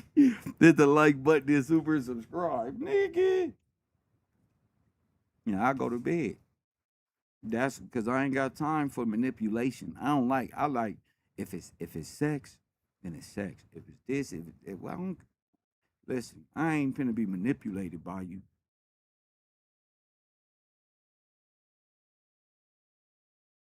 Royal Purple tell who is we? What going on here? Talking about we. This nigga over there humping his pillow. Press what? This nigga. He's a pillow humper. Press what? This nigga over here got a hole in the pillow. Damn, bro. I was just playing, but that was just, it's comedy, bro. Sit back. Oh my goodness. But yeah, you can't fall for it every time. So I stopped letting the beauty and all that. Who are you for real? And don't hide yourself from me. Because that's different. That means you don't want me to know who, well, okay, then let me move out the way. So you can be with somebody who accept or who, I don't know, who's like the same. I don't know. Don't come wanting to be around me and try to change my life up because my life don't change unless my mind and my spirit say, "Oh, this is something worth changing for." Yeah, and that ain't, and you not makeup and wigs and beauty ain't the governor of that.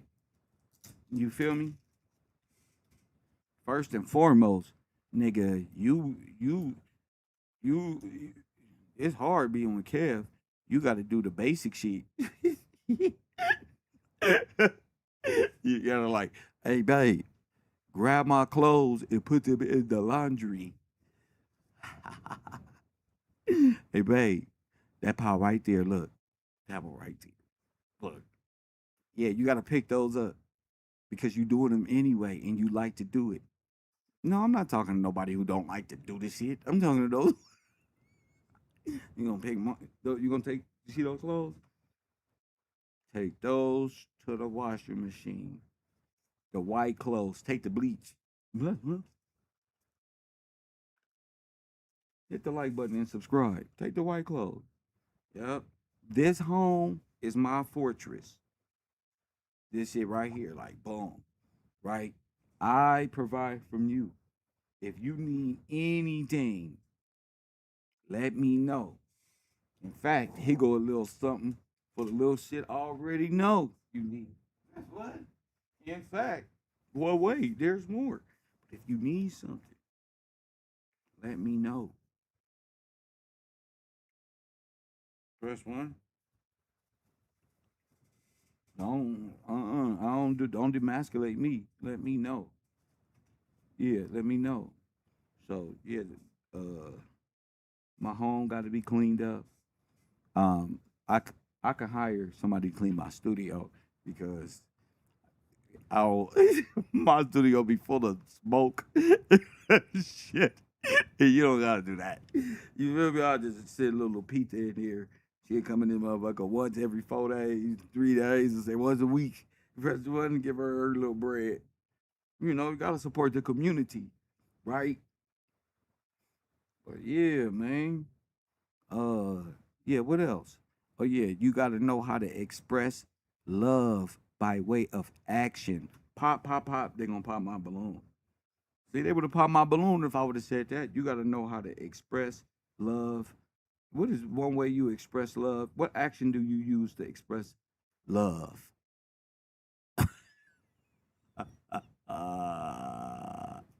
Hey, Royal Purple, they are their pillow bumps. I heard of females humping pillows, but niggas, come on, bro. You not even come. You can't come in here, bro. That's fake and gay, like Candace Owens said. This nigga said he humped pillows. Mm. Yeah, I can just go to bed, bro. Yeah. Cause one thing they gonna do, one thing these women know how to do is entice your ass with all of the dream selling of the hardest sex and unbelievable world that they believe in when it come to this shit. Right? And that ain't going to you. That was to entice your dumb ass. That was to entice you. Yeah. You get one time, 2 times, nigga. After that is I got the niggas. I got him. That's why, listen, you do all that freak shit with your girl. You gotta make sure that's your girl. You can do all that freak shit with her. All this other shit, bro. All that they man, the advertising, the gazelles. They be out here trying to lure you in with the gazelles. Why can't you just like sex, woman? God dang. It ain't that.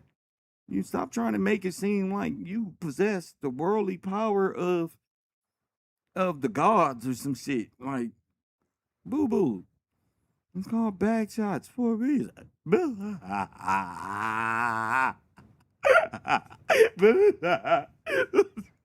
is basic human shit. It's weird, man. I'm like, bro, I'm tired of the show. Tired of putting on, tired of the shit. I almost lost my life out here trying to impress women and shit. One female say, in my Monte Carlo, hey, Kev, I got some ill punani or some whatever the Foxy Brown type shit she said. I was like, ugh, this broad. I was just trying to be cool and shit. Why you don't tell me what type of stuff, nothing you got. Press one. You not the author of press button how that feels? How you know? Cause that's what they told you. Cool. No, I got some good dip what? I got some good. What? So what? Fuck that mean. I got shit to do tomorrow. I gotta go to work. Or what? Maybe just that shit sound like some bullshit. I got some good nothing. And that's what you got before you even know a nigga. That's what you got. For sure. Press one. So they use sex to lure you in like little spiders. Little spiders, bees, butterflies, and motherfucking warhogs and monkeys, flying monkeys. Press one. Maybe you man. Life is like that though. You gotta go through it. Stay on your pivot. And stay on your pivot. Because so what this female say? I'm the best female you ever had. Huh? Who told you that? Cruella DeVille, huh? She lied to you. Because when y'all ain't shit, you all tripping with this analogy. I had to tell them you ain't what? What? What you don't even know what I like. No light skinned heifer. You don't even know what I like. You just talking. You trying to make that right in my brain. No, you not. You not that. And you a setup artist. Come to find out. Press what? Oh. Turns out you working with opposition. You in a whole different mental space. He like, officer like, so you think we killed Nipsey Hussle? This broad. Press one, this damn broad. So I know what females will do. These females will line your ass up with the police. With the police, nigga. With the police. Yeah. They will line you up. You will be out of there. Gone to jail, prison. And you think they care? No. They move on to the next victim. And they play the victim. But they on the hunt for the victim. But they good at the shit. My man did me like this. He did this. Oh, it was tragic. It was this one. It was that one. It was this one. And that's what you know them as. You don't know them past what they expressed to you. Like, oh, he did this and he did that. Go ask him. What you do? Tell the truth. Go ask them niggas. Why you don't fuck with bro? Get away from that.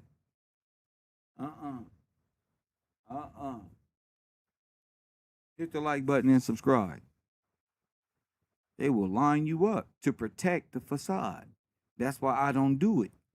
If you a fake person and a facade having ass, and that ain't your life, and because one thing about me, y'all see, I'm into the law, God, history, prophecy.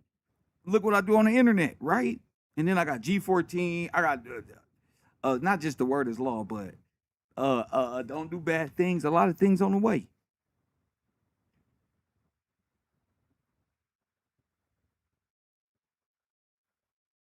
Somebody's a bug's life. Facts.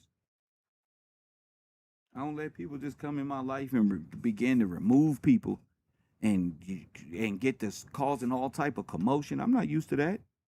I'm not looking for that.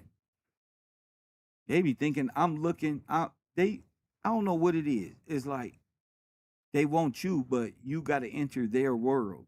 I'm not entering no woman's world of nothing. I'm not taking on no woman's last name. I'm not finna be a woman's wife. I'm not finna be none of that shit. And you not finna be a masculine ass female.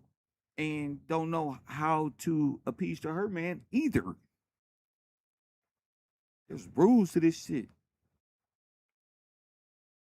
They just want you. They don't know what the fuck they want to do with you. They don't want to build nothing with you because they can't build nothing with you. Say I build with somebody and they secretly married up. Her and her husband in their former life can be like, let's X him out his own shit. See, what we got to do is, see, they don't know what's on the man mind. What stresses a man out? What he thinking about? You married to him, and he come from one of them lifestyles. Wait a minute, hold on. And you gonna come into his life. What you think he thinks about? Nobody thinks about what we think about, fellas. What about him? What you think he thinking about? I don't know what he was thinking about. That's why you want to be with me? I don't know. Actually, I don't know why I wanted to be with you. Actually, why you love me? I don't know. Oh, I love you because you wake up early, type shit. I'm like, what the fuck?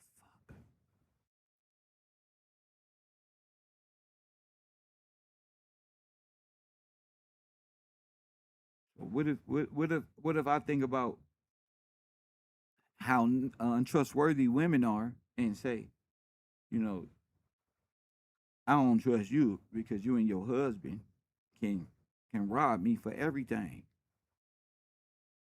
Oh, we wouldn't do nothing like I don't give a fuck what we wouldn't do. I don't want that even around me. I don't even want them type of openings around me. I'm building too much to have secret phones and I don't do the two phones. I don't do the always in your social media. Hell no. What the fuck is that? Hey, listen, you can't be around me with that type of stuff. I don't trust women like that. And you can gaslight me and say why and why because women like that shouldn't be trusted. All day on social media. No, been through that. Every time, every been through that. Every time I ask, oh girl, what you on? What you doing? Oh, I'm just researching what you was talking about earlier today in your program. That's why I don't mix my private life with my internet life. Mm-mm. So you can't talk to me all day about the internet. No, you got to talk to me about okay, and then what happened? Life, like every day. And okay, let me go take care of business. Press one. Like what's really going on? What we saving for? What's this? What's that? Because when you're not living personally and you on social media, you know what I learned? Your life ain't gonna be together. Social media becomes your life. That becomes your reality. You spend more hours there. How many hours we got in a day? You spend more hours on the internet scrolling and swear nothing. But what that mean? If you spending all that there, what's going on in reality?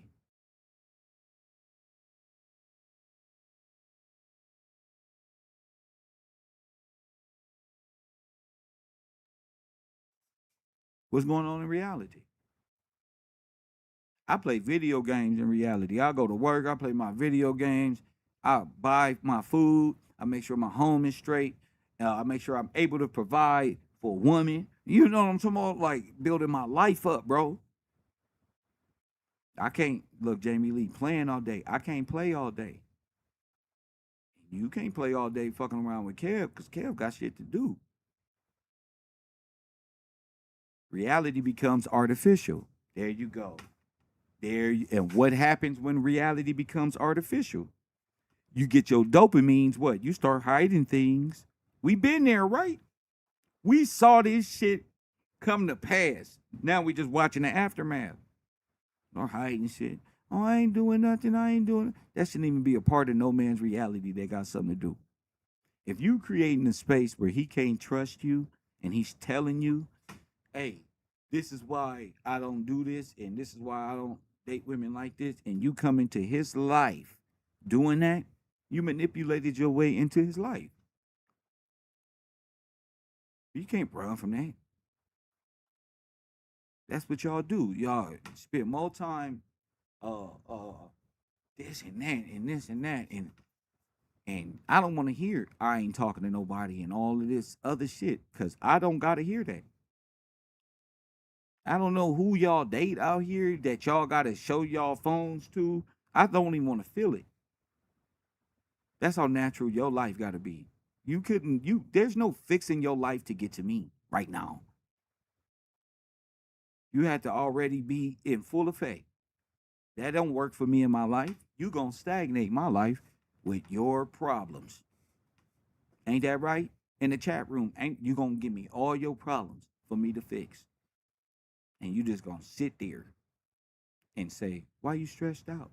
Because I'm dealing with all of your problems. And I see why you crazy. See? For me, it's that easy. It's like, oh no, I can't bear your problems. No, because I was thinking that you don't merge your problems with mine. The problem with that is I ain't got no problems. See, when I did have problems and I was on a run and shit, I wouldn't even buy. I was like, okay, we got problems, but those ain't my problems. And I don't think it's fair that people put their problems on other people when those people uh uh uh don't deserve that. You just giving this individual all of your problems. Ooh, if I had known then what I know now. So if I was a psychologist, I'd say, sir, the reason why you upset it seems to me is because you're dealing with everybody's problems. What about your bills? My bills are good. What about your life? They're great. What about your children's life? Awesome. Are you able? You got time? You work every day. Mm-hmm. Pay all your bills. Mm-hmm. So you ain't got no real problems. Only theirs. They done made their problem mine.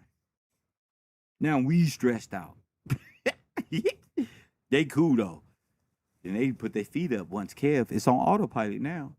You got a good man who's striving to succeed.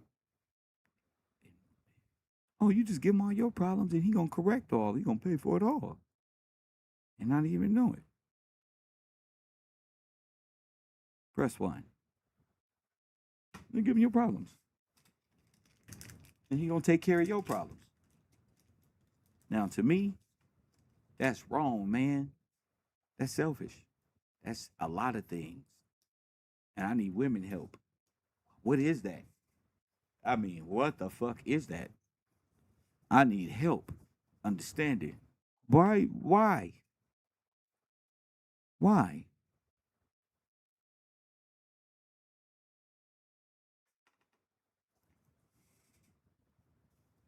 And I'm not. This the man hour with the women. So this ain't. Oh, he probably did something. No, he didn't do nothing. He didn't do nothing but get up and bust his ass and go to work every day. That's all he did. No, he didn't do nothing. Oh, he probably wasn't hearing her out. That's why he. No, he heard him out. What else could it be? What else could it be? See, this multiple choice that the right answer gonna be on the test this damn time. The right one. You know, that's why I like talking about these things. This is fun to me. I grew up with sisters, so they'll be like, "This guy, y'all don't know Kev. Show don't. This me." So what's the difference? What's the question of the day? Why? And then they be trying to fix their marriage in the middle of a relationship with you. Oh no! I'm going through it right now. Hold on. You was supposed to be and take care of y'all problems. Cause Kev don't got no problems. My baby mama ain't pulling up like with no drama. Press one. Nothing. I don't have no. I'm not late on no bills. Oh, I got two bills. I'm sorry. I am late. I forgot to pay my goddamn Amazon bill for my credit. Well, that's $50. What? For both of them. So that's $100. It just hit me right now. Oh shit. 50-50, huh? That's only 50-50 I'm doing. All of a sudden, yeah, all of a sudden. All of a sudden, what? I forgot what I was. What you mean? All of a sudden? See, I gotta talk on the phone. I gotta talk because y'all be. It's like an 8 or 2 second delay. So I be bypassing shit sometimes. Yeah. All of a sudden, what? Yeah, I'm not going though. You know, I started noticing. I saw one female talking on the computer having a blast late night. I'm like, oh, she's supposed to be asleep. Look at this heifer. I ain't even get mad. I look at them like my little sisters or some shit. Like, look at this. I should throw a water balloon at her because she don't even see me. Her dumb ass probably hollering at niggas. Look at her dumb ass. Sprat. So dumb ass. I didn't care. I build it. I ain't got time to care. And they always use, oh, you don't care? No, no. You gonna do what you want to do anyway. It's like I gotta be invested in caring if you gonna what? Get dressed and leave. If you gonna leave me. If you gonna like I gotta give a fuck. I got shit to do tomorrow. That's how people be winning. They get you caught up in what they about to do. No, go about to do it. Go about to do the shit.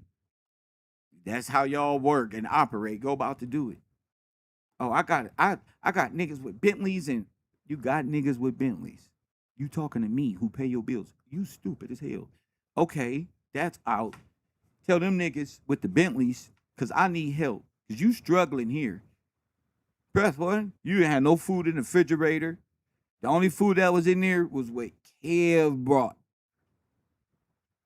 Kev filled the refrigerator up with Hot Pockets and such.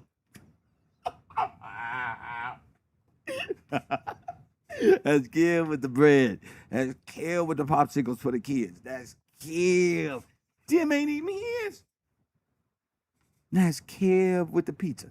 That's Kev with the Uber Eats. Uber Eat receipt. That's all Kev. So since y'all got Bentleys and all these people y'all can run to when y'all are upset when Kev start holding people accountable and start acknowledging goals ain't being met, you didn't just get press one. And I don't believe in press one. Oh, my cousin said I can come and stay with them and go, just go. Y'all women are weirdos. Y'all destroyers of whole y'all own worlds. Y'all the destroyers of your own shit. Go ahead. I'm not getting invested in that because I'll go to jail. If I care, I'll go to jail. Who want to be like that in California? If you care, you go to jail. I'm not about to care. I'm not about to get loud. I'm not about to argue. I'm not about to do none of that shit. You are who you are. When I fucks with you and I see you, I know you. I know your. That's who you are. But once I realize that's not who you are, and I gotta adjust to who you be, like this other person that's not who you were. That was the mask, and now the real person. I'm cool. I can't do it. I don't work good under that. I'll be in jail like the rest of them niggas. I'll be in jail if I didn't take a step back and say, you know what? Let me just. I got shit to do. If I didn't turn on my phone, she wouldn't have went to jail. That one girl, look, as soon as I snitched on her and showed the officer, I told the police. I snitched on her dumbass. Guess one, I told the police. Yeah, ain't nothing she can do about it either. I snitched on her dumbass. Hit the like button and subscribe. You trying to send me to jail? Roll the tape, officer. I put the code in so they can see and everything. Look, officer. Look, I got everything here documented, sir. You feel me? And turn around, put your hands behind your back, heifer. Press one. Heifer. They just manipulators. And they think they can manipulate every situation. And everything's gonna work out for them because they're women and they're small and I'm big and I'm tall and they're short. And look at him and that ain't finna fly. I speak lawful words. Not in panic mode. None of that. I speak in real life, words and terms of comprehension that they can understand. So you're not winning that battle.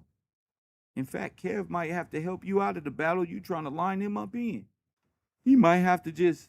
And do you think I pressed charges on her? No, I didn't go back and say nothing. I just left. You know, I didn't go back and get nothing. I didn't go back and say nothing, laugh at nobody. Man, I just got out. I went to jail. I got out in 3 days, bro. Got me a little hotel with a spa up in there and relaxed and smoked weed and chilled and plotted out my next vision in life from that hotel across the street from LA County. I had the weed delivered to me. They pulling up, nigga. Up from the shop, open 24 hours, nigga. Yep, that's how long it took me to say, okay, no jurisdiction. I don't got nothing. I didn't say, I don't got nothing. I got it. No jurisdiction. So I can do whatever I want to do. Yeah. I can go wherever I want to go. Yeah. Right now. Yeah. Nothing holding you back. No. Boom. I didn't sit there. I didn't beg. Take me back. I didn't, hey, baby mama, can I come stay with you for a minute? Ha ha, y'all won. Now I'm back in the. None of that. Nigga, I'm out here. I'm finna show you. I can build my own. I never was the type of people they had me confused as. I'm finna show you. You feel me? So sitting over here on my YouTube channel where I can bring in anywhere from 5 to 10,000 monthly, bro, I'm satisfied. I'm happy, bro. Ain't nobody take shit from me. They can laugh and say, Kev, you fell off. And I fell up. I fell up. I fell forward. Press one. They thinking numbers mean something. No, 65 people up in here. That don't mean nothing to me. My sponsors, I know them by name in the chat room.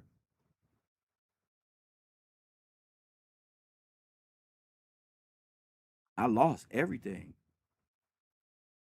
So, yeah, it costs to be here and get my lectures. And yeah, you can't fake it. No, you can't do it. No, I'm a clown the trolls. No, you can't take nothing from me. Yeah, I'm a clown you. Don't mean I hate you. They're my defense mechanisms. Forgive me. You know, but no, you're not doing that to me. I got defenses for all that type of shit, nigga. I know kung fu. So yeah. So after that, I was like, well, Kev, what you gonna do with these women though? You don't keep falling back into argumentative things that lead back to it. Look what they just tried to do to you. So no, I can't do that. And everybody I meet got to be 100. And yep, ain't no lying going on. And nope, I don't gotta lie. Nope. So don't try to create no narratives where you was manipulated and all this other clown shit that sound like old girl. Cause nigga, I don't gotta lie. I don't gotta trick no female into nothing. Hit the like button and subscribe. That's what makes me Kev. Nothing. To fuck with them or nothing. What I'm gonna trick you for? Why I gotta manipulate you? I'm not married. I ain't got no what that these things that they try to use against me, I just now look at it like, I don't believe this shit. I don't need nobody. So what is it? So I'm not winning when I'm around these individuals. So what is it? That mean Kev got a lot of love for you. That's what that means. That nigga willing to tolerate you so that you grow. Cause ain't nothing you doing for him. That's a real psychologist tell you. Ain't nothing you doing for that man. That man is self-sufficient. He love the way he love. His life is running the way he run it. And he's committed to excellence. He ain't never graduated no school.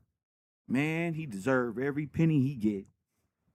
But you know what Kev used to do? He used to take his hard-earned pennies and make sure this woman over here is good. Make sure she was all right. And you think they cared about me? Did they make sure I was okay? A little bit? No.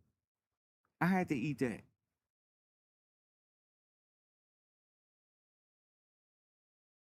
Not once did they show one natural sense of care or love or nothing. I had to eat that. Remember that little book I told you about? Are You My Mommy? I had to realize, damn, Kev, you traumatized, man. You be looking for that love, and they use that love shit that you didn't get from your mom against you. And so they front it like you need them. It come like you need them. You can't be with no women who motherfucker make you feel like you need them. No, you need a woman who feel like she needs you. Yeah. The woman you need needs you. She needs you for everything. She gonna call on you for everything. Where you at? Hey, I'm at the nail shop. I need $45 more because my eyebrows. She gonna call on you for everything. She not gonna demasculate you. She not gonna castrate you. She gonna allow you to be a man and run your household. And she gonna live under your care. You gonna be in charge of her care. How about that? That is now your responsibility. Her responsibility is her responsibility. That's gonna be naturally kicked in. She know what program that is. So now I don't just fall for him no more. You can't just tell me you love me. What that is? What show me? I need to make sure that's you, because you lining yourself up like you this one. So let me see. Yeah, Kevin Samuels ain't gonna teach you that. Let me see. Oh yeah, no, that's not that. See, don't be mad at me because y'all put yourselves in the front and be like, "Oh, I'm better at this and I can do this," and then you can't because you're not being you. You're trying to be somebody else. That's not you. You need to be you.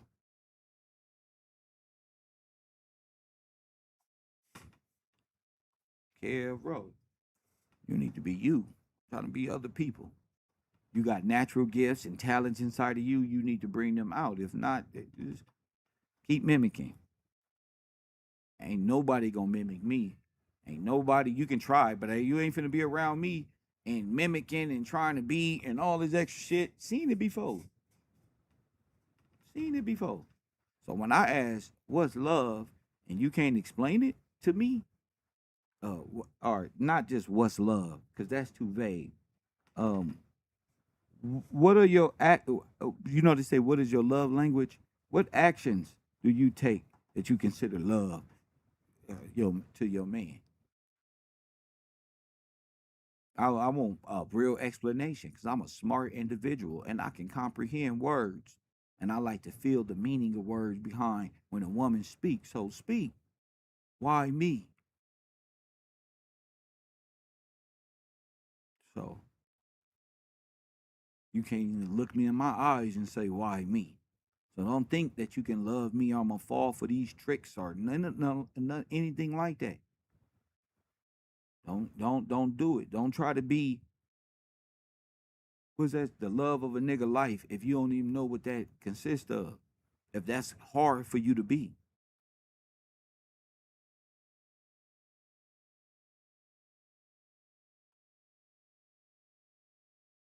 Press one. Let me see who in this chat room. Yeah. Yeah. And the first thing they do, I used to care.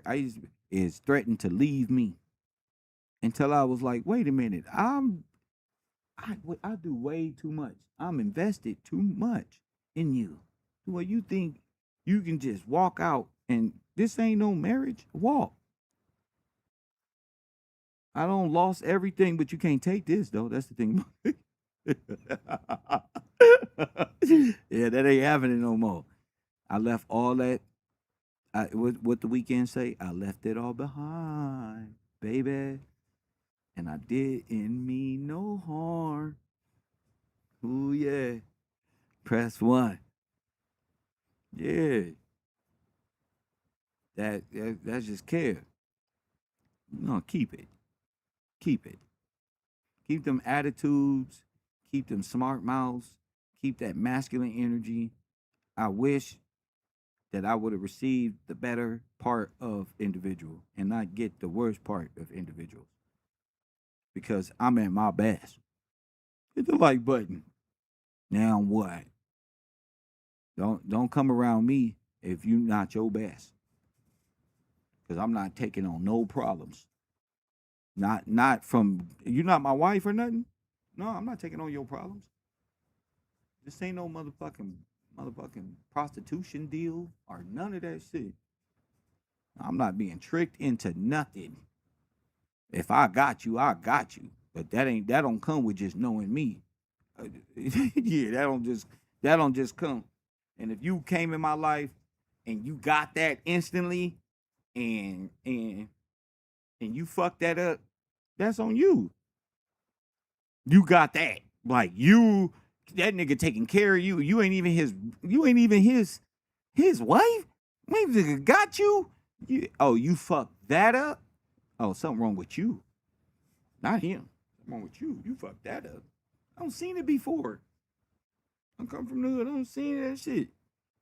Females lose it all fucking with good niggas and lose it all fucking with Pookie and Ray Ray. Are not even doing that in their own minds, thinking they gonna win over his shit. This nigga built his shit up. That's why Blueface going through what he going through, building your shit up. And look at all the women around him, hungry, fucking the homies. Look, just look, bro. I want that shit around me. What's mine is mine. And like I say, at the end, hey, Jamie Lee, look, don't tell me all that, this and that and that. When I'm finished with my work, we'll see who there. I ain't got time for this extra shit. I got a lot of work to do. Don't promise me nothing. Because that's what a woman do. She will promise you, oh, then boom. Like I told you about old girl. She just pulled up in front of a house. Thinking I'm finna just, oh yeah, we can buy this house. I'm on the run. I got other shit to do. First, I gotta buy me some land. You trying to buy a home in Topanga, that shit finna get flooded. I'm finna go and buy me some land and put me some homes on that bitch. Press one. I'm not like no regular person. I'm not even supposed to be out here thinking like no damn city idiot. I like buying land and boom and business and God and law and learning and waking up tomorrow and doing it again. Shit, not procrastination, not sitting back waiting. You feel me? If I say, Jamie Lee, you wanna work on my radio show? She said, hell yeah. You don't think I'm a holder to that? What? We can make money. Jamie Lee, we can make money. Yes, man, we can make money. Look, we all here. Yeah, you can hold a radio show, play a radio show, come up with great topics like we have here, and hit them with some love music. See? Boom. 2-3 hours. Look. Boom. I don't play. People don't want to help me build. I'll just listen. Jamie, you want to do it? Royal Purple, you want to help? Amanda, you want to take my content and break it all down and put it on these little gigabyte cards for me so I can put it on my other channel? Because I can't do everything. And I do need help. And closed mouths don't get fed. I know my people. I need some help. While I'm raising my hand. And plus, I'm in business too. Make some money. You feel me? I don't have an overhead. I'm going to make an overhead up. You hear me? That's how good I don't have an overhead. This microphone, all this shit mine. This is my overhead.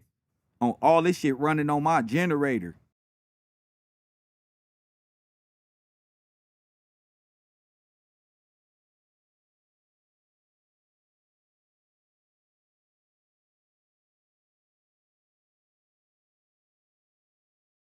I'm literally on T-Mobile on Wi-Fi and can travel with my generator and my whole computer system and my solar system hooked up outside in the sun. Press one and get a lithium battery, probably for about $100 for the recharge and the reboot, and it just be a self-sustaining live streaming by the beach type shit. I can do that anywhere. I do my live stream anywhere on the planet. I'm not sitting up here broke.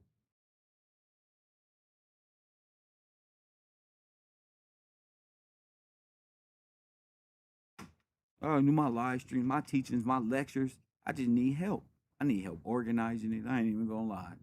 I'd be so like flustered, like, man, I need some help organizing it. So I said, let me get me a little content studio, and motherfuckers just gonna have to pull up because I gotta work in my studio and it's popping. You feel me? Be the new no jumper. But I got all the equipment though.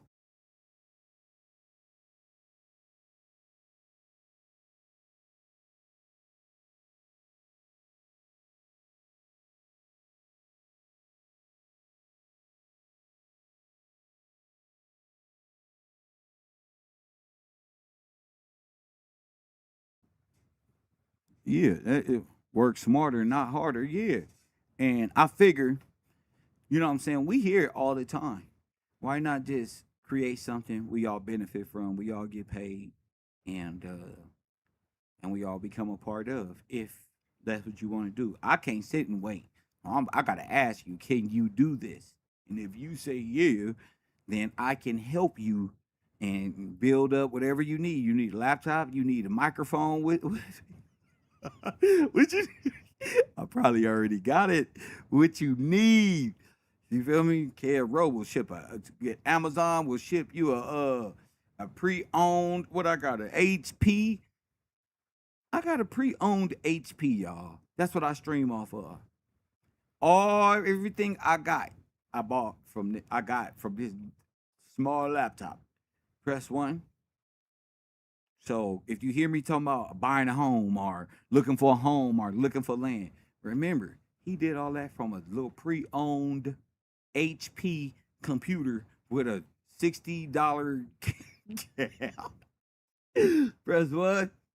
So yeah, you can do it. You just got to believe, and you just need the right person to guide the conversations and enjoy the program. Because I'm building for Kevrow. It's for everybody. You feel me?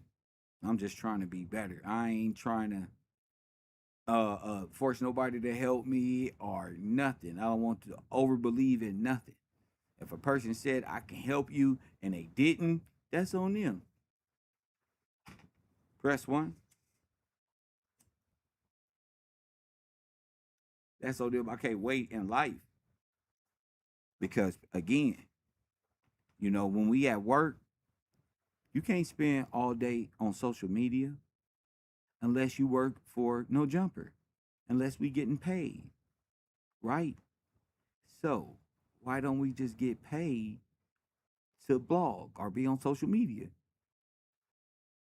and have all of these great conversations we normally have at night or with each other throughout the day? Hey, did you see this? Did you see this? Do you know that those are shows? Did you know that you're a personality? Did you know that you can make a lot of money that will replace what you do for a living or add to? You don't even got to replace it. You're going to add to. Press one. So that's where I'm at right now. I'm at looking for a content studio around America to where I can bring all this stuff that I have to life because I have a lot of stuff. I got a lot of business, and I need to be in the studio. Don't y'all agree? Shit. Even if you don't agree, that's where I'm going anyway. That's why I've been really taking it easy, trying to gather my thoughts, transitioning into that. Like I can't sit around and just talk about urban news and with individuals. No, no, no. That can be on the show. You actually blogging. If you're a blogger, if you're a talker, you're a blogger. If you like that type of stuff and you can talk to me, you need to be blogging. If not, I don't even know why you telling me, because I do lectures. I do lectures on the word is law. You press one. Hey Deb, I don't even know. I do lectures. That's my job. Press one. That's my job. Now, I do lectures. Now, if you want to blog, and you want to be a part of that and add to, become part, add to, take part. Other than that, you feel me? Because I'm about my business at this point. I'm like, okay, this is what this is. I still do Kevrow, but as I transition into urban conservative and all of these other things, I gotta A, hire talent, B, protect myself from what people do and how people try to do me on the internet, what with things that people say. I gotta prep my team on that. It ain't easy. That's like type thing. So yeah, ain't no more procrastination going on around here. That's why Kev is like so on point. I'm so committed to my media group, my business. You know what I'm saying? I've never owned a media group business or content creation business. I never even thought about that. I was thinking radio, sponsors. I wasn't thinking content creators and studio where you can come. You know, I wasn't thinking about that. So I got an idea. I'm rolling with it, and that's what it is. That's what it is. LA's declining black population, 8% black county. That don't mean nothing. If they population, you worried about the black population declining, the black population ain't declining. Y'all just paying attention to niggas all day. First one, they don't have they that's all they do is pump fear all day. Oh, the black population, yeah, because it's only declining because the Latinos picked it up. That's why. Because it's just the infiltration of full of Latinos and South Koreans and Haitians and everybody else. That's why. Okay, but that ain't what we talking about. We talking about how motherfuckers be out here thought they could play Kev. Man on the grind is the prize. Press one. Motherfuckers got out here thought they could use love bombing and mind manipulation to play me. Press one.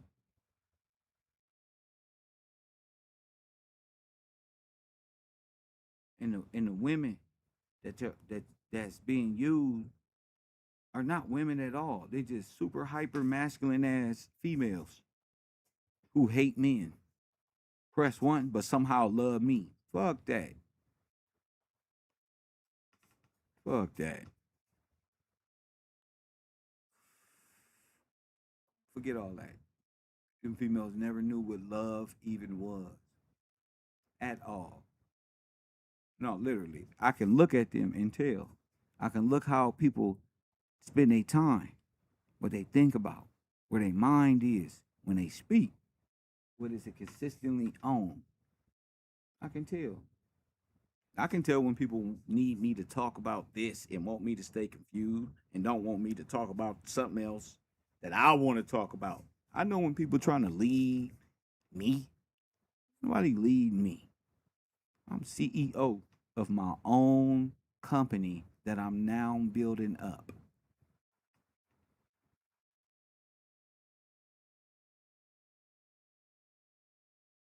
I'm not even thinking about. See, I'm not the CEO of my company because I give a fuck. I don't give a fuck about that little puny ass feelings y'all be trying to use to manipulate people. I don't give a fuck. I don't give a fuck that people waste their life blaming others. White folk, niggas, minds consumed with conspiracies all week, all day. I can't do it. I like peace. It's time for me to take a cruise. It's time for me to do something special.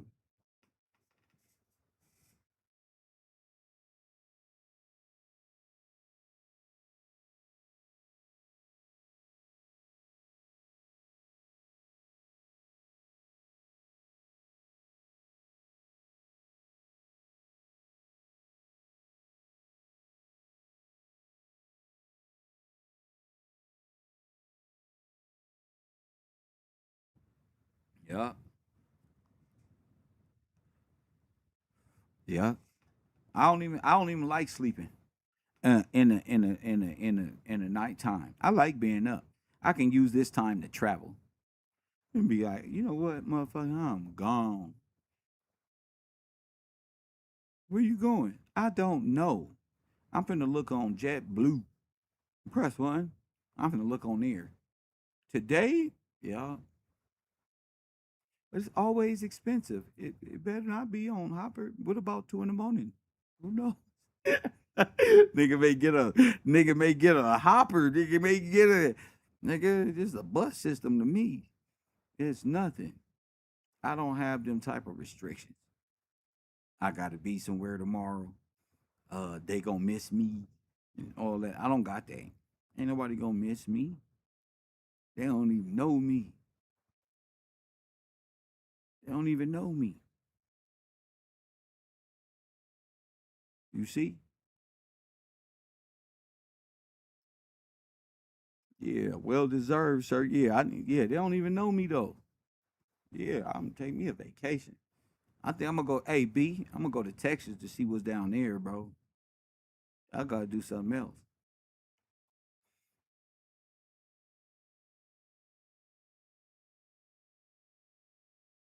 I gotta do something else. Mm-hmm. I gotta do more. I gotta do more. So that's what I'm gonna do. I'm finna get me a content space because I be in the house working so much that I forget that I need to be at a Starbucks buying my coffee before I do my podcast or get my coffee and my donut before I step into my business. You feel me? Like, I'm on that type of time, B. Yeah, just old, like at the house and chilling, and no, I'm good now. I'm good. Now I'm good. Yeah. I don't work my way up to to uh to a space where I can say anybody want to come over here and make some revenue. I got this going on. You want to be a part of it? Feel free. Feel free. Talk about it. Help me build it. How would you format it? What conversations are we having? And bring it back to me. And don't forget, we'll run. I'll let my mind do what it does. And boom.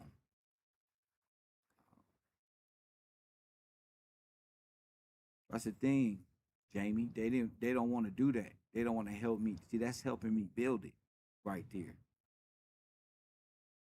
That's helping me. That's real help right there. I don't gotta say, oh, okay, I'm looking for somebody if you can do that. If we can have fun and play great music, I'll show you exactly the format on how I do things, and boom, we'll go from there. But I'm building, and I'm building not just my company, but I'm building extra streams of revenue for anybody that want to help join in on that. Again, I'm straight. I'm doing my own thing. I got Kevrow,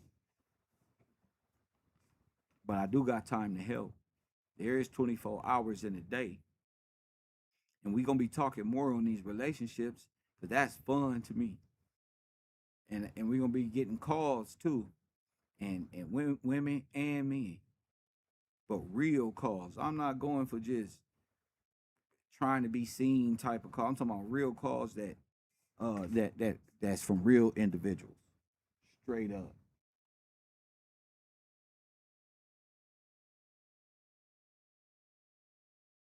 I ain't going. I'm not taking no more L's, no more. And you can take a L real fast. It only take one person, disgruntled person that don't understand what it takes to build a company to destroy your shit, to to come put a thorn in what you built. You feel me? And I ain't going. It's not Professor Kev over there. You don't even know him. I don't. Yeah, yeah, yeah. Trying to destroy the company and got your own motives and no, no, no, no, no, no. Jamie Lee, you gonna work this part right here. You on a radio show. You right there. You know, everything else somebody else is handling. Stick to what you do type of thing. You know what I'm saying? I'm seeing people try to, oh, I'm gonna do this. Oh, I can do that. Oh, I can do this, that. And you give them all that, and they just be like, you know what? I can't do it. But you should have told me that 3, 4 months ago that you can't do it. You said you can. In fact, you stood in front of others. I can do this. I can do that. So I don't want that type of thing in my business. It's more like, could you do it? And if so, well, let's do it. We don't stagnate. We don't wait. We ain't waiting for nothing. The investment in Kevrow University is too great to wait. Why wait? Do it now. So you know what I'm gonna do? We're gonna start building on that right now. Right now. Proper people placement. Yes, ma'am. The 3 P's. Yeah.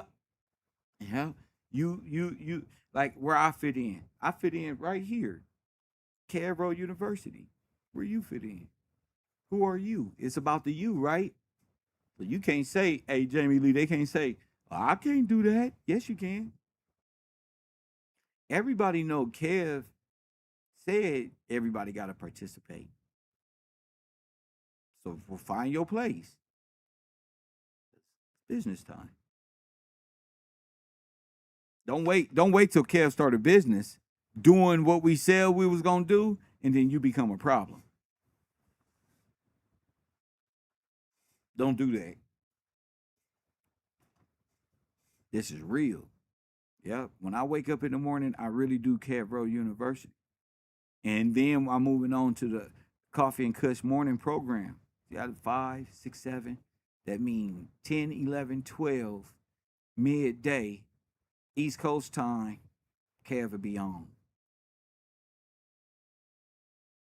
That way I can spend the rest of my time playing football.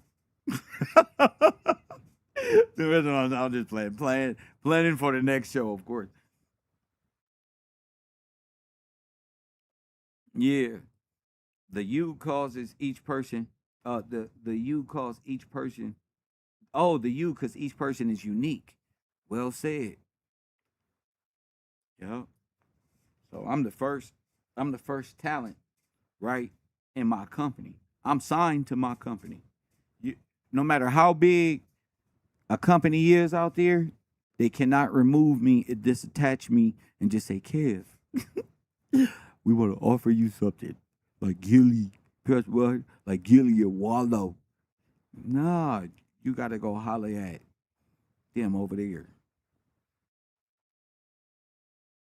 And you can't buy Kev out his contract. 'Cause Kev got an extended contract.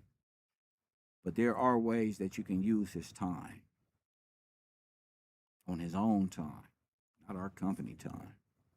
He is free to do that. What you can't do. You feel me? So I got my own business strategies. I got my own ideas. I can't be caught up in everybody else's idea. You blogging? Bring the blog. We go through it. Boom. That's going to fit right here. Urban Conservative. That's actually for tonight. Boom. Get ready. Knock that out. This ain't, I'm finna give Kev this so he can read my stuff. Or, no, Kev is through. Kev got his books. He got his lectures. Kev is very profitable. He got sponsors. That's a good pattern to follow. You can watch him do that every day. You can ask him. He will help you develop your own. But it's up to you. It's the you.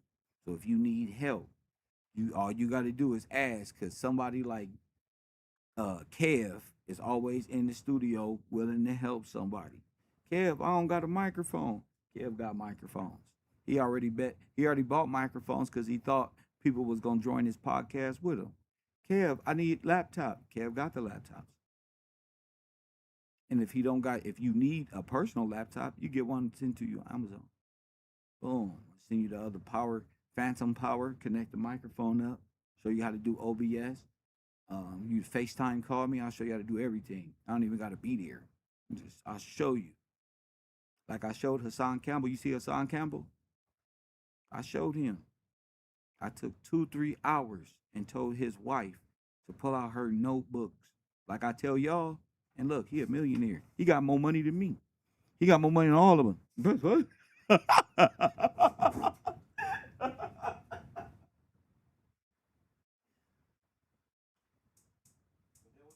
a time where he was just like everybody else. You feel me? It was a time where Hassan Campbell was like everybody else, just on YouTube, trying to figure it out. Then he got it, and boom. When I was on the East Coast, he like, Kev, man, why you stop?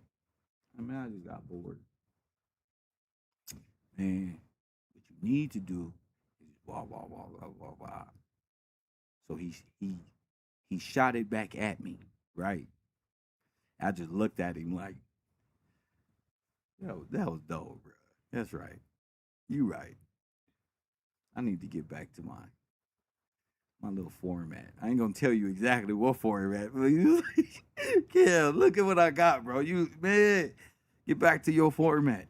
All right, let me get back to it. You feel me? That's why I fuck with Hassan Campbell. I don't fuck with him like that, but I ain't got no issue with him. Mm. People go through shit, you know. People say some shit they don't, and people and shit get taken in ways also. So things get said that are horrible, but I didn't. That ain't stopping me from being me. So the phone line was always open, and he called. So shit. What can I say?